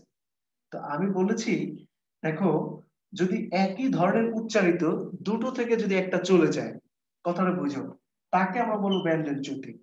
কিন্তু শব্দের মাঝখান থেকে যদি কোনো বর্ণ চলে যায়, শব্দের মাঝখান থেকে যদি কোনো বর্ণ চলে যায় তাকে আমরা বলবো অন্তর্বর্তী। আশা করি এবার ক্লিয়ার। দেখো মাঝখান থেকে লাঙ্গল চলে গেছে হুট করে, ফাল্গুন মাঝখান থেকে লটা চলে গেছে, এটাকে বলবো আমরা অন্তর্বর্তী। আশা করি ভাই বুঝতে পেরেছো, বুঝান তাহলে হবে।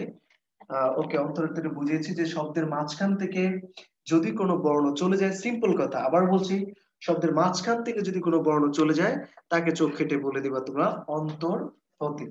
আসে এবার তোমাদের একটা কথা বলি, যে ইন্দোনেশিয়ায় যে সুনামি হয়েছে 2004 সালে, অত্যন্ত ভয়াবহ একটা সুনামি হয়েছে, তোমরা জানো কিনা? সেই সুনামিতে কি হয়েছে জানো? নর্মালি তোমার রাস্তাঘাটে যে গাড়ি থাকে, সেই গাড়ি উঠে গেছে ছাদে। গাড়ি থাকার কথা কোথায়, দেখো রাস্তায়। যে গাড়ি, সুনামিটা এত ভয়ঙ্কর হয়েছে 2004 সালে, সেই গাড়ি ছাদে উঠে গিয়েছে। এরপরে যে এয়ারোপ্লেন গুলো, সেই এয়ারোপ্লেন গুলো দেখা গেছে অনেকবার ছাদে আটকে আছে বা সাগরে গিয়ে পড়ে আছে।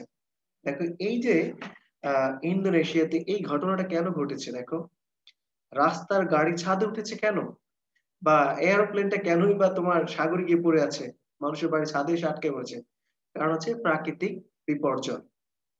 প্রাকৃতিক বিপর্যয়ের কারণে কি হয়েছে, রাস্তার গাড়ি ছাদে উঠেছে, জায়গা চেঞ্জ করেছে। কিন্তু খেয়াল করো, এবার যদি আমি তোমাদেরকে বলি যে তোমাদের বাসায় কিছু দুষ্ট ছেলে পেলে আছে, যেমন দুষ্ট ছোট ভাই বোন থাকে না, ওরা লাফালাফি করতে করতে কি করে ফেলে দেখো, এরকম করে, সেটা পরবর্তীতে কি হয়, ফালাফালি হয়ে যায়।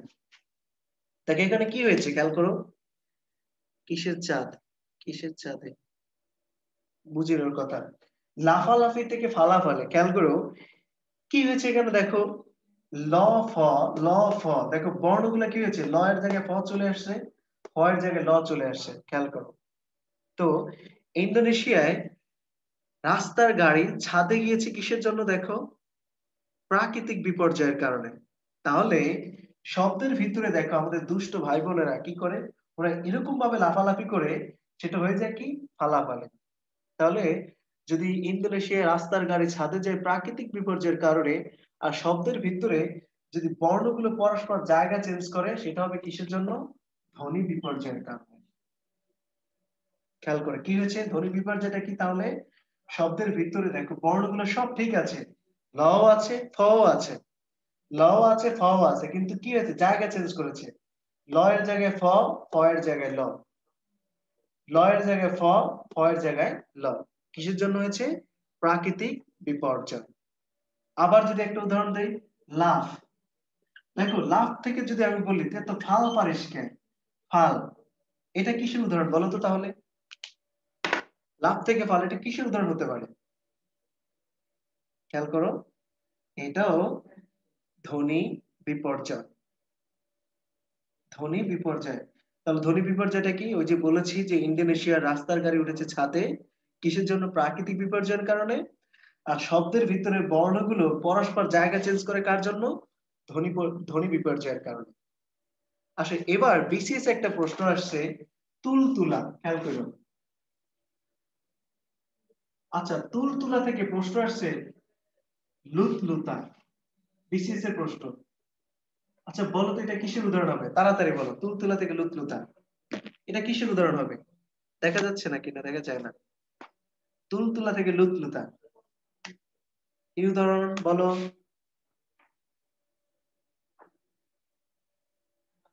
বিপর্যয়, হ্যাঁ বুঝতে পেরেছি আশা করি কথাটা। তাহলে মনে রাখবো যে আমি কেন এই থিম গুলো বলেছি, ইন্দোনেশিয়া বা কেন বলেছি। নাফিজা হাত উঠিয়েছো, নাফিজা মেসেজ করে দাও ভাইয়া, কেন ভাই উদাহরণ গুলো বলি, খেয়াল করো, বলেছি যে এই কারণেই, যে দেখো রাস্তার গাড়ি নর্মালি তো রাস্তা থাকার কথা, সেটা কেন উঠে এসেছে ছাদে, প্রাকৃতিক বিপর্যয়ের কারণে। একইভাবে শব্দের ভিতরে যদি বর্ণগুলো পরস্পর জায়গা চেঞ্জ করে ফেলে, তাহলে এটা হবে কিসের জন্য, এটা হয়ে যাবে ধ্বনি বিপর্যয়ের কারণে। আশা করি কথাটা বুঝতে পেরেছো। নাফিজার মনে হয় কি যেন একটা সমস্যা আছে, নাফিজা ভাইয়া আমাকে একটু মেসেজ করে দাও, বলে হাত উঠেছে নাফিজা, ওকে ভাইয়া ঠিক আছে, তাহলে আমি এটা মুছে দিলাম, তাই না। আসা এবার তোমাদেরকে আমি একটা কথা বলি, এবার আমরা অনেকক্ষণ ধরে ব্যঞ্জন বিকৃতির একটু পড়িয়ে দিই। ব্যঞ্জন বিকৃতিটা কি মনে রাখবা, ব্যঞ্জন বিকৃতি, বিকৃতিটা কি খেয়াল করো তোমরা ভাই, একটু একটু নিচে লিখলে ভালো হয়। আচ্ছা ঠিক আছে ভাই, নিচে লিখো। দেখো আমাদের নর্মালি লোকাল ভাষায় কারো নাম যদি থাকে করিম, বলে কি করিম মিয়া, নাম থাকে রহিম, কে রহিম মিয়া।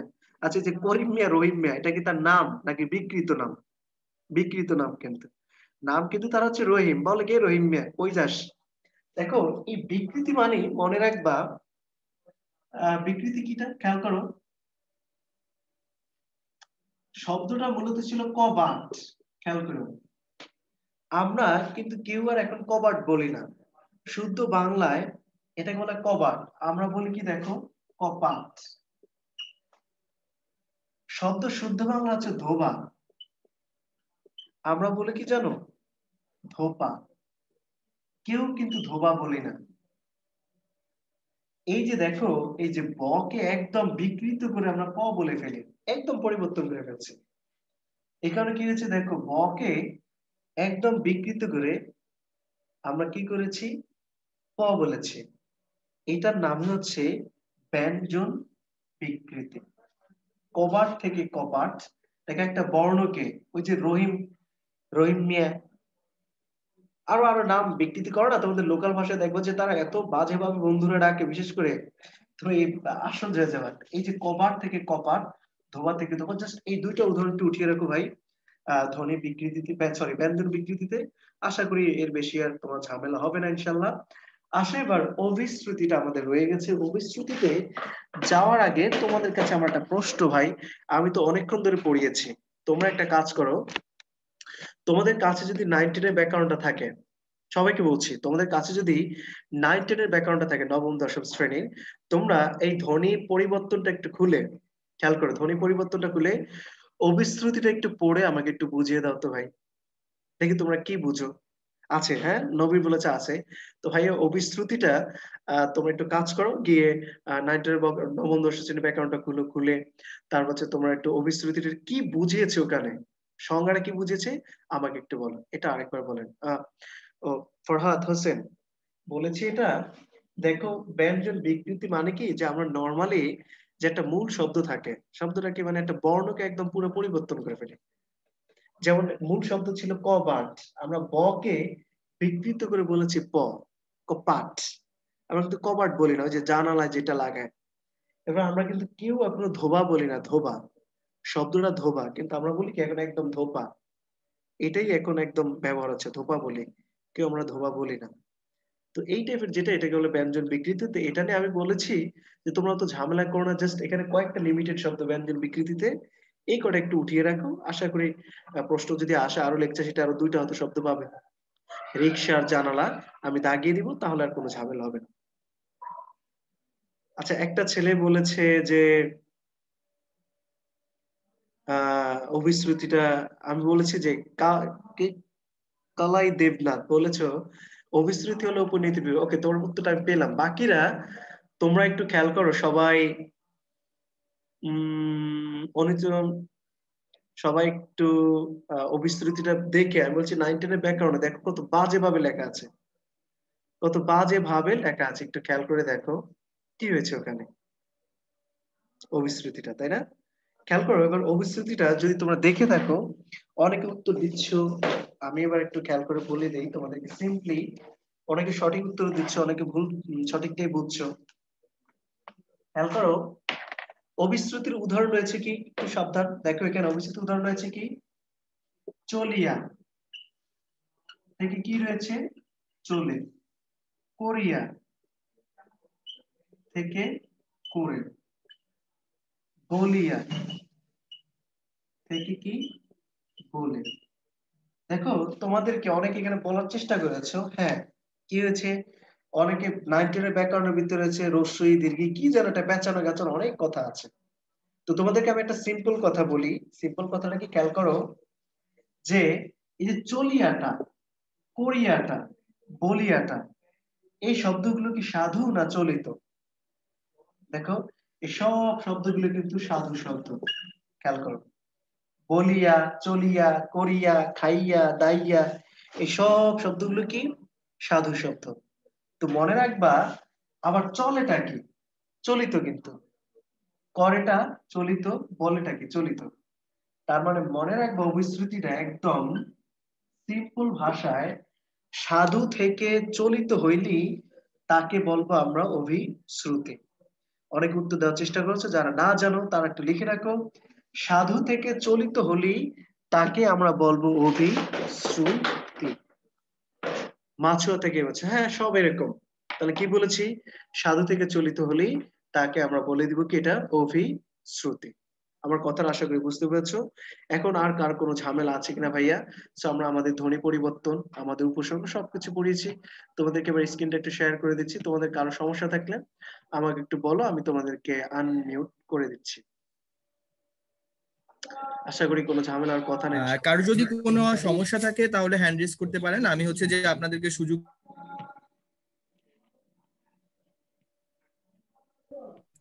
স্যার, হ্যাঁ, কারো যদি কোনো সমস্যা থাকে একটু হ্যান্ড রেজ করুন প্লিজ, আমি আপনাদেরকে সুযোগ দিব প্রশ্ন করার জন্য।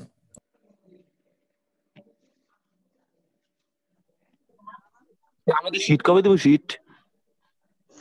আমাদেরকে যদি কোনো কোশ্চেন থাকে সেটা পরে করবেন, কারণ এখন স্যারকে যদি কোনো প্রশ্ন করার থাকে সেটা দয়া করে আমাদের কোশ্চেন এবং স্যারের কোশ্চেন একত্রিত করে ফেলবেন না, কারণ আপনাদের এই অযথা প্রশ্নের কারণে অনেকে বিরক্ত হয়, অনেকে হচ্ছে চলে যায়। ঠিক আছে, আর একটা কথা হচ্ছে ভাই, আপনাদের সময়ের মূল্য অনেক বেশি, কারণ এই 2টা মাস আপনারা লাইফে একবারই পাবেন, বারবার পাবেন না। সময়ের মূল্য